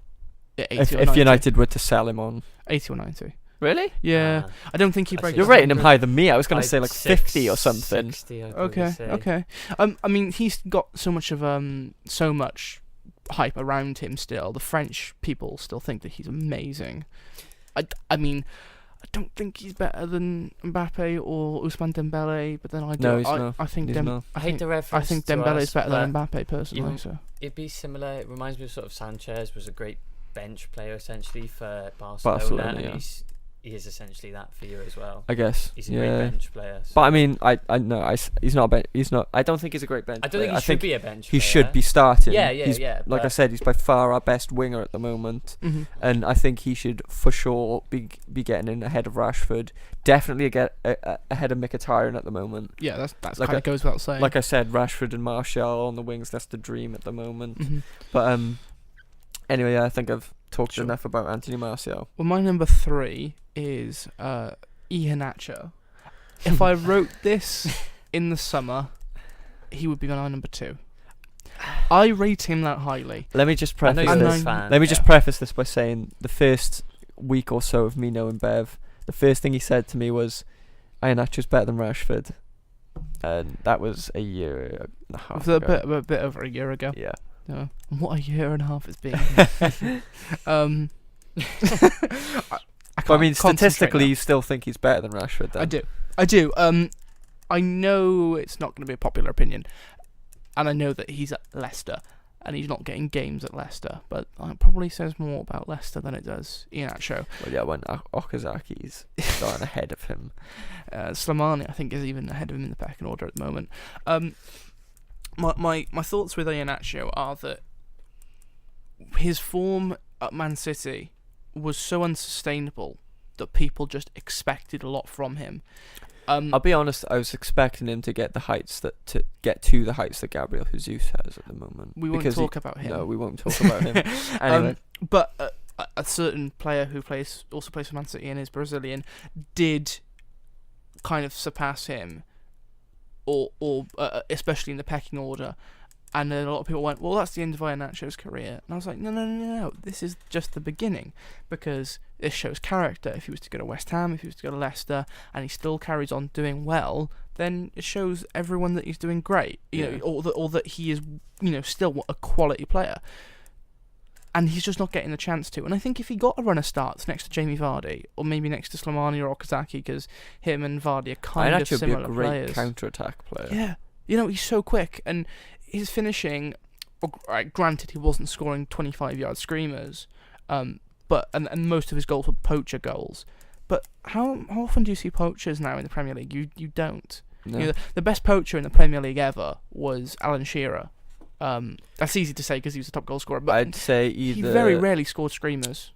In terms of poachers, coming from a United fan, Ole Gunnar Solskjaer and Ruud van Nistelrooy. Van Nistelrooy, I would say, is up there too. Yeah, good poacher. Solskjaer is way before my era, and I have a bad taste in my mouth every time I think of him. Anyway, anything you'd like to add about... just that I know that you're going to disagree with me, but at me in 5 years' time. Liam, what do you want to add about Iheanacho? I don't know. Now you've spoken about it, I don't really know why he made my list. But again, I think similar to Bev, I see something in him. But I mean, his stats aren't great. But he's honestly had an odd career. Most people, when they talk about Iheanacho, think of that tweet of the poor Man City fan who said, "Why is Rashford going to the World Cup and Iheanacho isn't?" 6 caps for Nigeria, mate. That's why. Sorry, go on. Anyway, shall I go into my number 2? Well, what was Liam's number 3? Oh yeah, what were your number 3? Sorry, I'm getting ahead of myself. I think obviously I made my list thinking that they were under 21 before, so I did end up throwing Dele Alli in at 3. Okay. He's never going to make it higher. I'm surprised he made the list. Anything you want to add about Dele Alli? Unbelievable. Not really. No, this isn't. I wouldn't say this is fully representative of Dele Alli's ability because I don't like Dele Alli, if I'm being brutally honest. Not necessarily his technical ability. I like how you looked directly into the camera and said that. You just looked straight at the camera and went, "I don't like Dele Alli." I don't like him. I like Dele Alli. He's a great. He's a great he's a great attacking midfielder. He's a great Aaron Ramsey. Okay. Yeah. Very similar player. Yeah, exactly. I'm an Arsenal fan. I'm not a big fan of Ramsey. I'm gonna melt under this pressure. He is, but he knows where he wants to play. But at least I think he does. Whereas Ramsey doesn't really have a clue where he wants to play. I'll agree with that. So anyway, yeah. I just don't. Ramsey is the only holding midfielder I know who plays as a second striker. That's what I'm saying. Don't. Anyway, should we go into number 2s? My number 2. Tell me if you want to punt on this. Gabriel Jesus. Yes. He is also my number 2. Yeah. Yay! We got it. Okay, yes. So he's currently only 20 years old, which means he's 2 months younger than me. Well, doesn't mean he's born in April, so he's 2 months younger than me. 7 goals and 1 assist so far in the league this season. Further 3 goals in all competitions. Average match rating of 7.19. He's really come into his own in Aguero's absence, as long as forming a formidable partnership with Aguero. How many Premier goals has he scored this season? Do you know? 7. And Ross has only scored 6. So that's why the age comparison was so imperative. Anyway, so in terms of an overall Premier League record, he obviously joined last January. 20 games so far, 14 goals and 5 assists. He's just too good, isn't he? And you know how much they signed him for? 20 million? 27. 27 million. 27 million. Yeah. Ross only 22. I know. I'm only worth 22 million. Anyway, what do you guys have to say about Gabriel Jesus? Just that he is better than Iheanacho was, and I rate Iheanacho so highly as I put him in my number 3. I just, when I see him, I see so much of Aguero. You know, a younger Aguero when he first joined Man City. Protege to Aguero. For sure. The perfect protege. We've talked about this on the show before, but I mean, if you're not counting Henry as a striker, which he is, you're probably going to say that it was either Shearer or Aguero, best Premier League striker ever. Yeah. And we all know Shearer is wildly overrated. So it's a good thing we have a camera now. So we can all just glance there. Yeah. Also, people know what my face looks like, so they can hit me in the street. I'm not going to Newcastle anytime soon. or West Ham, London, obviously. But you know, why would I go to London? Cardiff are going to go up automatically this year. They need to go to Wembley. Liam, what do you have to add about Gabriel Jesus? It's a weird one because again, I'm tied between my first and second spot, but I have a feeling me and you're gonna have the same players. Yeah, I think we do. But I think he's part of something big there. I mean, all he's sort of asked to do, which any striker is I'm sort of contradicting myself, is to score goals. Mm-hmm. And with that team around him, he's still doing that, you know. Yeah. I mean, you look at a lot of the goals they scored, you're saying, you know, they're tap-ins and, you know, they're sweats, they're essentially. well worked. Yeah, but he still has to have, you know, the he has to be there, doesn't he? He has to position. score. Yeah, exactly. to get there. It's positioning. Positioning is such an underrated trait for a striker, I believe. Yeah. Well, that's why I think poachers kind of have died out a little bit. Is Yeah. because mostly people look at like 25-yard screamers and go, "Oh, there we are. He's fantastic." Bale's attacking positioning is actually quite poor. You can see that when he plays for Wales. But because he can score from 25 yards, it doesn't matter. No. Anyway, should we get into who's your number twos? Well, it was all Gabriel Gabriel Jesus. Jesus. Okay, we'll get into number ones. Bev, who is your number one? You're gonna hate me because you've already slated him. It's Dele Alli. Okay. Dele Alli is just, in terms of ability, the best under-21 player in the Premier League. He is, you know... Well, me and Liam are going to argue that. Of course. Because he is so far along in his, you know, career already. He started off in League One as a holding midfielder for MK Dons, joined Spurs, and then became arguably one of the best number 10s in the league. Although is still the second. I will agree he is the second best number 10 in his current team. Thank you. Yeah. Well, we all rate Eriksen really highly. We do. Here. I don't. Going on to Dele Alli, I know he's still in my top 5, but I don't think he's in Spurs' top. I'd say he'd be 5th in my top 5 Spurs players, if I'm being brutally honest. List them. Hugo Lloris, Harry Kane. Well, this is in any order. I'm assuming. any order. Christian Eriksen. Okay. Alderweireld. Who else? Yeah. And then Dele Alli. Yeah. Yeah. Okay. That's fair. I think that's fair. You know what? It's a really good point. I would probably say he's the Reece is less important because that defense is so good. Spurs have got the best defense in the league. Yeah. Okay. You know, and Alderweireld is probably the best centre back in the league at the moment, at least. The thing with Dele Alli, yes, he's still young, but he's turning up on the big stage. He scored 2 goals against Madrid, and that was unbelievable. One of the goals was unbelievable, at least I should say. He, all right. I'm really lost for words. As I fumbled my way through this, think of something you're going to say about him that's bad, because other than the fact that he, dives or whatever, and he shows his immaturity, isn't that what someone who's under 21 does? Not necessarily everyone, no. I don't think. I'm trying to think of some of the most composed or like. Well, Martial, but he's got a bit of a history. He's got a bit of a thing about him. But I think like Raphael Varane, he's not under 21, but he's certainly a young centre back. I think he's. Alright, that's false equivalence though, because he's not gonna composed player. He's not gonna dive in the box because he's not a striker. No, but he's not exactly gonna do a Sergio Ramos and get sent off every other game. But most centre backs don't do that. No, but okay. I mean, all I'm trying to say about Dele Alli is that he is the closest to a finished product at 21 than any other Premier League player. I know you guys are going to disagree with that. No, I think it's definitely a fair point, and I'm by no means saying that Dele Alli is a bad player. I understand don't that. rate He's him in your highly list. personally. Yeah. I don't know the lad. He might not be a nice guy. However, that does not take away from the fact, because I don't have really emotional. I'm not saying he's not a nice I said guy. that was a huge factor in your list. Whether he's a good guy. Obviously, I try and put emotions aside. I'm not putting Alfie Moore. I haven't not put Alfie Mawson in because I don't like Swansea. I haven't put him in because he's not one of the best 21 I mean, players. I could have easily not included Dele Alli in my list. Well, he was, I think, yeah, I think he'd be really foolish. he was fourth on my list, so I recognise his talent. I don't know. There's something about him. There's just players for me sometimes that just bounce off me, and I'm just like, eh. Well, I mean, last year when Spurs beat Chelsea 2-0, he scored two goals, 2 headers, and was the best player on the pitch. And that was probably one of only the first couple big games he'd played in, and for me, the first that he had played a big game in and stood out unbelievably. And I think he does it more often than not. Sometimes Spurs players can go missing in big games, although less so this season because Poch is the best manager in the world. We're not going to argue that. Yeah.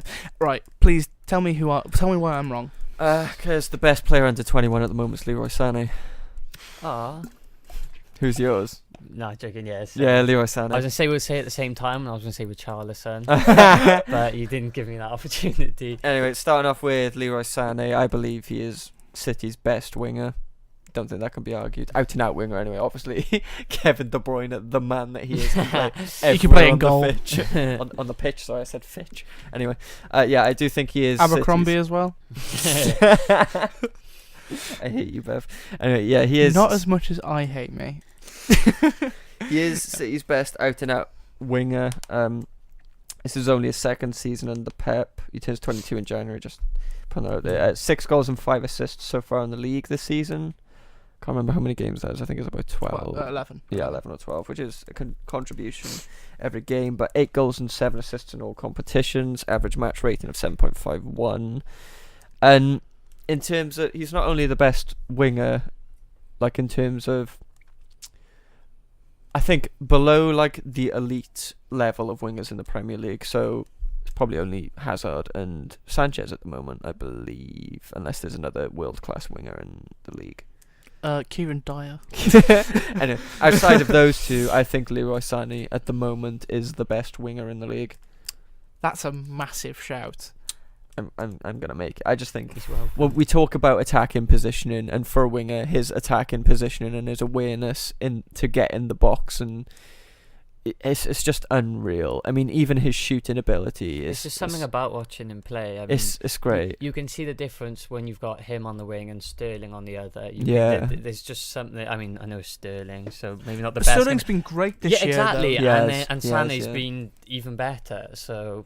But I don't know, it's just something about watching him play. When he goes to on goal, he's undoubtedly going to score.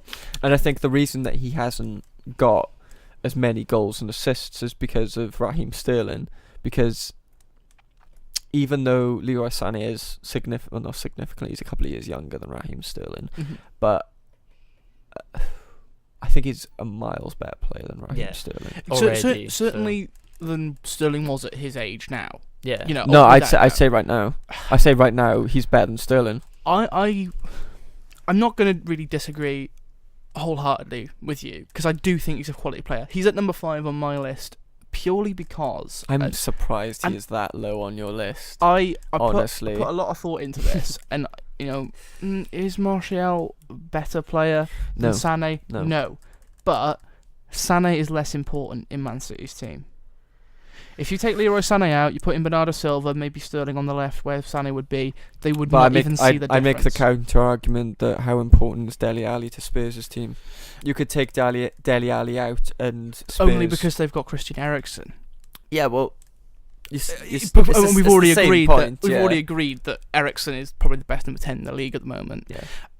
What Kevin De Bruyne? Come on, don't contradict yourself. Oh my gosh! How can I forget about KDB? It was because he's been playing more deeper this year, and he can play as a centre back. His defensive output is that good. That's why I forgot about him. Forgot about Özil as well. I'm glad there's a camera now. I just stared. It's funny to me. Because I genuinely don't think that Sané he's not the best in the league in terms of under 21 players. He's definitely up there. I'm not going to deny that. And the Premier League's probably got the best pool of under 21 players in the world at the moment. And that's why this list is so... Mainly, that's why I've got 2 Man City players in mind. That's why it's so relevant. Well, I mean, sorry, that really didn't make much context. sense. No. I think it's partly due to Man City why the Premier League has got so many great young talent coming out of it, and partly due to Spurs, because Spurs have done great with growing young homegrown talent. Well, we've mentioned that before, that Yeah. they're the best English team to come in the Premier League for a long time. Yeah. You know, I mean, you look at the majority English. Yeah, I was going to say, you look at the England national team, it's a lot of Spurs in there. And rightly so. Yeah. It's also a lot of crap, if you don't mind me saying, because, my God, Jake Livermore against Germany. I know. That's a whole Whatever. different thing. They've already qualified now, I guess. Whatever. Yeah. Anyway, I guess that. well, I mean, sorry, just I feel like I've lost this argument. I think you lost it when you said about Dele Alli being a finished product compared to the players that we. He's closer to a finished product. Oh, okay. Sorry, 'Cause I don't think he is. I would say Sane and maybe Jesus.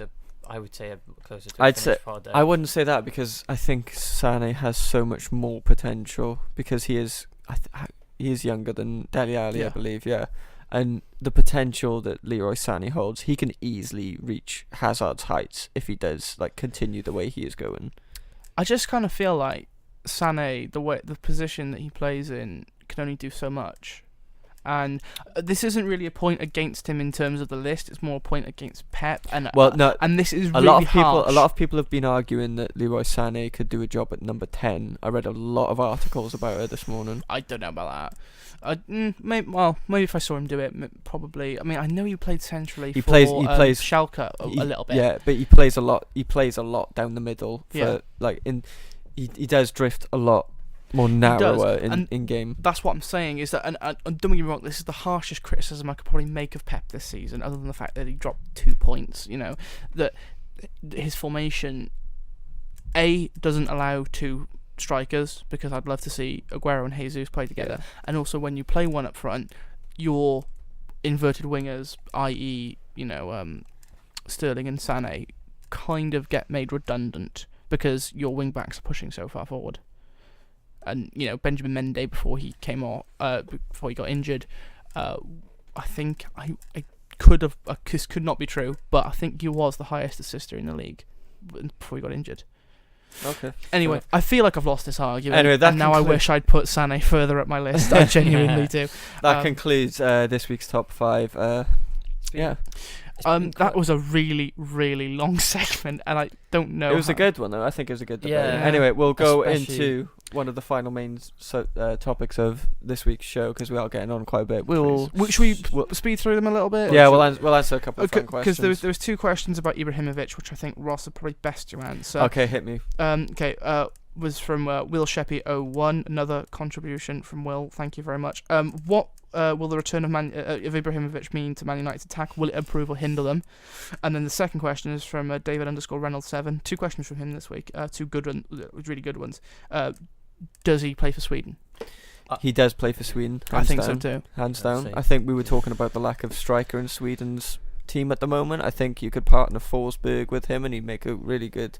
He would certainly set up a lot of goals for Ibrahimovic that he would value greatly. So yes, he does get into the Sweden team for me.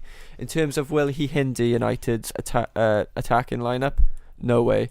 There's no way that Ibrahimovic at the moment, based on his last season form, there's no way he can walk into a team and hinder that team. Mm-hmm. That's a really good point. But is Lukaku on his day playing against a lower league team, or a lower division team, not against a big team, better than on his day Ibra? Because I already argue that they're very similar. They are very similar. Ibra can do more with his form. More aspects, he can do more with that form than Lukaku can. The ideal situation with this, like I mentioned earlier, is Lukaku being able to learn from Ibrahimovic like Rashford did last season, because we've already seen the drastic improvements that Rashford has had since the beginning of last season. And I think that Lukaku, he hasn't really been in a team where there's been another striker that's been really experienced. Mm-hmm. You look at that Chelsea team, he didn't get much of a look in, even though they had the likes of Diego Costa. He's not really going to be a person who's going to take a young star under his wing and teach him the ropes. And if you look at West Brom, he was their stand-up player. Everton, he was their best player. So I think Lukaku needs that mentor at the moment, and I think Ibrahimovic is the perfect mentor for any striker at the moment because he's been there, he's done everything, he's won almost everything apart from World Cup, and the Champions League. Yeah, and in terms of where he'd fit in our team, I saw a lot of reports suggesting that Ibrahimovic could drop back into a number 10 role. I think has he got the passing ability to do that though? Because he's got the technical ability. I mean, if you have the mentality where shooting is just passing to another person and not into a goal, he'd be great at it. But I mean, if you can get Ibrahimovic and Lukaku on the field at the same time and it can work, then that's fine by me. If he shot, quote unquote, passing it to somebody, he would take Lukaku's leg off. Yeah, exactly. All right, we'll move on from that, but I would make the point. So just to summarise, yes, he should play for Sweden. Yes, he will improve United's team. That's what I was going to say. Yeah. Right, so Alex Bonus 1 says, who has been the surprise player in the Premier League this season for you? But no, can we leave out Richarlison? Damn. I was actually not going to say Richarlison because I knew full well that he was going to be that good. I've been scouting him since he was 16. He's the greatest player. I was going to say either Harry Winks or Ben Davies. Ben Davies has been really good. Yeah. I've mentioned a couple of times on the podcast that I would really like Ben Davies for United. I think at the moment he's creating 3 chances a game from wing back. Yeah. That in the absence of Danny Rose. I think Ben Davies could. I saw an article that was comparing him to that to a lot of people would mean nothing, but then Andre Gomez last season, who is not a great player but playing for Barcelona nonetheless, that was double what he put out last season. Yeah, it's mad. Yeah. Anyway, I was going to throw a mad one forward just because I seen it on my Twitter a few days ago for a surprise player. Because he wants a challenge for first team football again, and that is big man Peter Crouch. Okay. I just thought I see that it's not my personal as choice, ridiculous as you'd think. But I thought I'd throw it forward because it just came out on my Twitter, and I saw he scored maybe a goal or two recently. But for someone like him to wanting to be breaking to the starting 11 again, I think is crazy. He said, didn't he, that he still feels like fighting fit to go in the Premier League, and at 34 he's got to be by now. It's not too bad at all. No. Another one, I don't know if I'm going to steal your thunder here, Ross, but Phil Jones is one that I would say as well. I wouldn't say surprised because I think I might have mentioned it to you guys before, but that partnership he had last season with Marcus Rojo was really solid defensively. I think while Phil Jones, he has had a rocky spell at United, he has been more often than not been good in the last couple of seasons. I think he's starting to come into his own now. He's starting to gain more confidence. He's starting to not become as memey as he has been previously. I think people are starting to recognise that he is a decent defender. Yeah. And he's been good so far this season in his partnership with Eric Bailly. I'd argue that he's been better than Bailly so far this season. I would say that too. Yeah, but I think I'd say that's a fair assumption. Yeah. Well, I don't think you actually said who your surprise player No, was. I haven't. I'm just looking at the table now and I'm trying to work out. The main one that comes to my mind, and I've already spoken about in this podcast apparently like not long ago, is Leroy Sané, because when you look at I would say even last season though he was considered one of the best young players in the league. Yeah, but if you looked at the players that Man City had at the beginning of the season, if you look at their squad, you wouldn't expect Leroy Sané to be the standout player for them so far this season, and for me, he has definitely been one of them. Oh, I thought you were gonna drop the. No, not the one, but for sure. Just throwing out some smaller names. Anyone really from Burnley's team, especially Tom Heaton. Yeah, they're obviously sitting in 7th at the moment. Tom Heaton. Yeah, he's been injured since like the 3rd game week. Oh, is he? Because their backup goalie's been doing. I think it's Nick Pope. Yeah, it is. Who really and well. I need to find out what hairspray he uses because it does not move an inch the entire game. But, it's impressive. Like I said, there's a lot of Burnley players that you could bring to mind. Trotrovsky, I think that's how you say it, is one of them because he stepped up really, really well. Yeah, a lot of signed from Brentford 2 years ago. A lot of Brighton players, a lot of Watford players, a lot of Glenn Murray players. Yeah, a lot. Yeah. There's loads of players in the smaller teams that you can pick out to be the surprise stars of the Premier League this season, but I think, If you could throw out one name though, God, that's so hard. Just someone who surprised you. Honestly, I'm surprised Mo Salah's done as well as he has done so okay. far. okay. But I I think that's a genuinely alright shout because he played really well in the Serie A, but his last outing in the Premier League, he was far too weak. But Yeah. this season, he's kind of proved that He's been flair good. is better. Anyway, at Hazard Trend says, is the playoff qualification system the fairest way to decide who goes to the World Cup? Now, obviously, Italy, who we talked about in the first part of the show, which feels ages ago now, they were real victims to this. And I would argue that there should be no qualification. It should just be 2 teams in a group for qualification. That's how the Champions League does it, and I think they've got it done well. Yeah. It's like the traditional structure of a tournament is like group stages, round of 16, quarterfinals, semis, and final. Yeah. When we talked about last week, didn't we, about a rule of football that we would like to abolish? You mentioned away goals. Yeah. To play 10 games of football, home and it's more than that, isn't it? In qualification, because there's 10 teams to a group, so there'd be is there 10 I teams to a think, group? I think there is. Oh, okay. No. Right. Well, hypothetically, if there was 10 teams to a group, then there's 18 games. I think if you're doing, After an 18 game I think playoff is good. thing. Playoff is a good way to get more clubs in a World Cup. But if you're going to do a playoff, I don't. Countries. Yeah. You said clubs. Oh, sorry. I think if you are going to do a playoff, I think it should be 1 game, not 2. Not only that, but there was No, I think we've made problem worse, personally. No, because you look at Sweden, the Sweden and Italy scenario.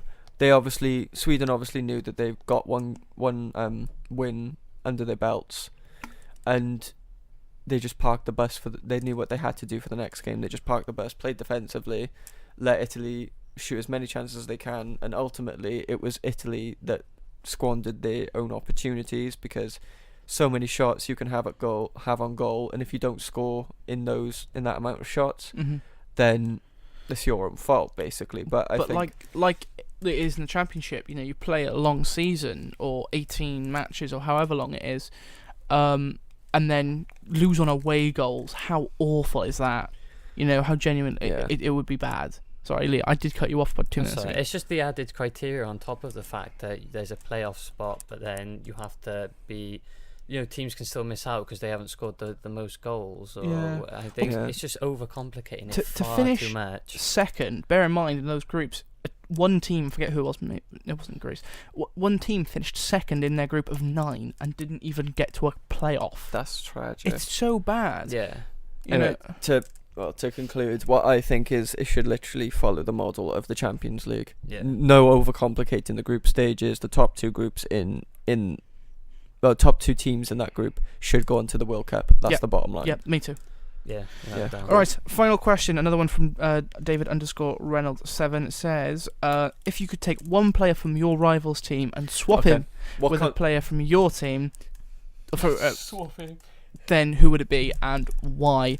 I'm gonna lay down the gauntlet. Liam, you've got to mention a Spurs player, and Ross, you've got to mention a Man City player, because can I do Liverpool instead? Because there's so many Man City players that I could choose. Yeah, I think. All right, fair enough. That's what I was going to ask. I was going to say what constitutes a United rival, because pretty much everybody hates I'd argue that Liverpool. Yeah, basically, I'd argue that Liverpool are fiercer rivals than Man City. You know what? That's genuinely a fair comment. Okay. All right. So. In that case, I'm going to say Sadio Mane, because I think, like I've said, is it just because Mickey isn't doing it for you? Hey, Mickey, you're so fun. I haven't even been called that before. I think it was between Coutinho and Sadio Mane for me. Coutinho, you all know, I don't think is Liverpool's best player. Yeah. I think Sadio Mane is Liverpool's best player. I do too, funnily enough. And I think Sadio Mane is good on either wing, and I think United need a right winger. Okay. I would take big toe. Who would you give them in return? Does it have to be a player from the same position? No. Jesse Lingard. Is it really that hard? could have answered that for you. Anyway. No, I take big Toby in centre back, obviously. Oh, that would be so good. Yeah, I sort of looked at the offensive options and thought, we can score goals. That's not the problem. So nice solid centre back. In terms of who I'd give to them, how many do they want? Chamberlain was the ultimate card to play, but we shipped him off. Oh, come on. I can think of one straight off the top of my head, which I think, if you don't say him, you'll kick yourself. If I was an Arsenal fan, I'd say... I'm thinking too I'd much say into I'd say I'd take Dembele over Ramsey. Oh, yeah. Oh, me it's too. okay. But I think midfield I is would give definitely them where Arsenal El lack Neni. it. Oh, would you? Yeah, I think El Neni's trash. I think I would give them... I'd give them Nacho Monreal Coquelin. just to PR. No! Oh my No! Just to get on the nerve of all the Not Arsenal even Francois fans. Coquelin. Not even Coquelin. I can't believe what you've just Oh my said. god. Oh I mean, my- Coquelin's a Monreal centre-back now. is our unsung hero, I think you'll find. I can't believe. Coquelin's a centre-back now. That's No. a straight swap. Come on. Basically. No, I just do it because it annoys me when people say he's our unsung hero just because he runs to the line and saves it off the line every other game. I do think he's overrated, but he's not that bad. I'm not he's saying not so that. bad that I'm you just give saying that to Spurs. try and anger the Arsenal fans because a lot of rave about him. Alright. Well, for me, it's not that hard because the player I'd give them without a doubt is Frederick Gnongby, because everyone knows that Swansea like a big, lofty, tall striker who seems good on the ball and can score goals, and he's everything except for scoring goals. If you're going to say Tammy Abraham, I don't think that counts. No, I wasn't gonna say That's Tammy. okay. I was going to say because he's technically a Chelsea player. I wasn't gonna say Tammy. I wasn't. Honestly, I would take Wilfred Boney. Okay. He's a good partner for... I'm a big Zohore. fan of Wilfred. Yeah. I think Zohore and him. Warnock does not want to play two up front. Boney speaks for himself in a championship, the most physical league I watch at least. He would just run riot. He's probably not Premier League level at the moment, although he could get that form back because moving to Man City basically killed his career, and moving to Stoke then wrote the gravestone. I don't think many Swansea players would improve Cardiff. I just wouldn't, because Alfie Mawson's overrated. He just scores goals for a centre back. Yeah. Maybe Tom Carroll. I Okay. like Tom Carroll. Fabianski. No, Okay. he's overrated too. Oh, anyway, that concludes. Thank you all. Mad calls. Hang on, we haven't done the football funny yet. Oh, okay. Yeah. Okay. Football funnies. Hit us with a bev. I'm gonna just pretend that I didn't forget about Fabianski. Okay. That's the football funny this week, guys. Just to round off the show, like we tend to do, just to end it on a lighter note, because we talk about hard topics on this show. This week, the Mirror came out with a very small piece in their written edition. And West Ham chairman and co-owner Karen Brady wrote a column from The Sun in 2008. She said, when talking about David Moyes' new contract at Everton, £65,000 a week seems a lot for a man whose only honours in 6 years are some Manager of the Month awards. If you ask me, Moyes has got Bill Kenwright on toast. She's now handed him a 6-month contract with a £2 million bonus if they stay up. Just that £2 million bonus on its own in the 6 months that he'll be there will equate to £85,000 a week. Wow. So you shot yourself in the foot. yeah, dead hypocrisy, and also sums up West Ham very nicely. Oh no. No more dicks at West Ham, please, Yeah, Beth. end the episode before he says it. Anyway, thank you very much for listening to this. I'm sure we've hit 3 hours by now. Have we not? 250. Oh god! Or should we talk for 10 more minutes? No. Thank you very much for listening to this long-winded episode of the Enough the Post podcast. And hopefully the camera worked out okay. Yeah, I hope so. We're I'm filming looking this at one it, for the first so- time. Follow myself on Twitter at DanBevJourno. Follow me at r Dorse _. And follow me, Liam is a journo. Also, don't forget to subscribe to the YouTube channel, Enough the Post podcast. You're probably listening to this on SoundCloud, so while you're here, you might as well like and favourite. I'm not going to say who, but next week we've got a really, really good guest coming on via Skype. As an extra special. That'll be up hopefully Friday. Yeah, on Next Friday. So make sure you keep tuned in for that. It'll go up on YouTube and SoundCloud around the same time. So watch out for that. And follow the Twitter at IOTP blog as well. Thank you very much for watching. Cheers. Cheers. Cheers.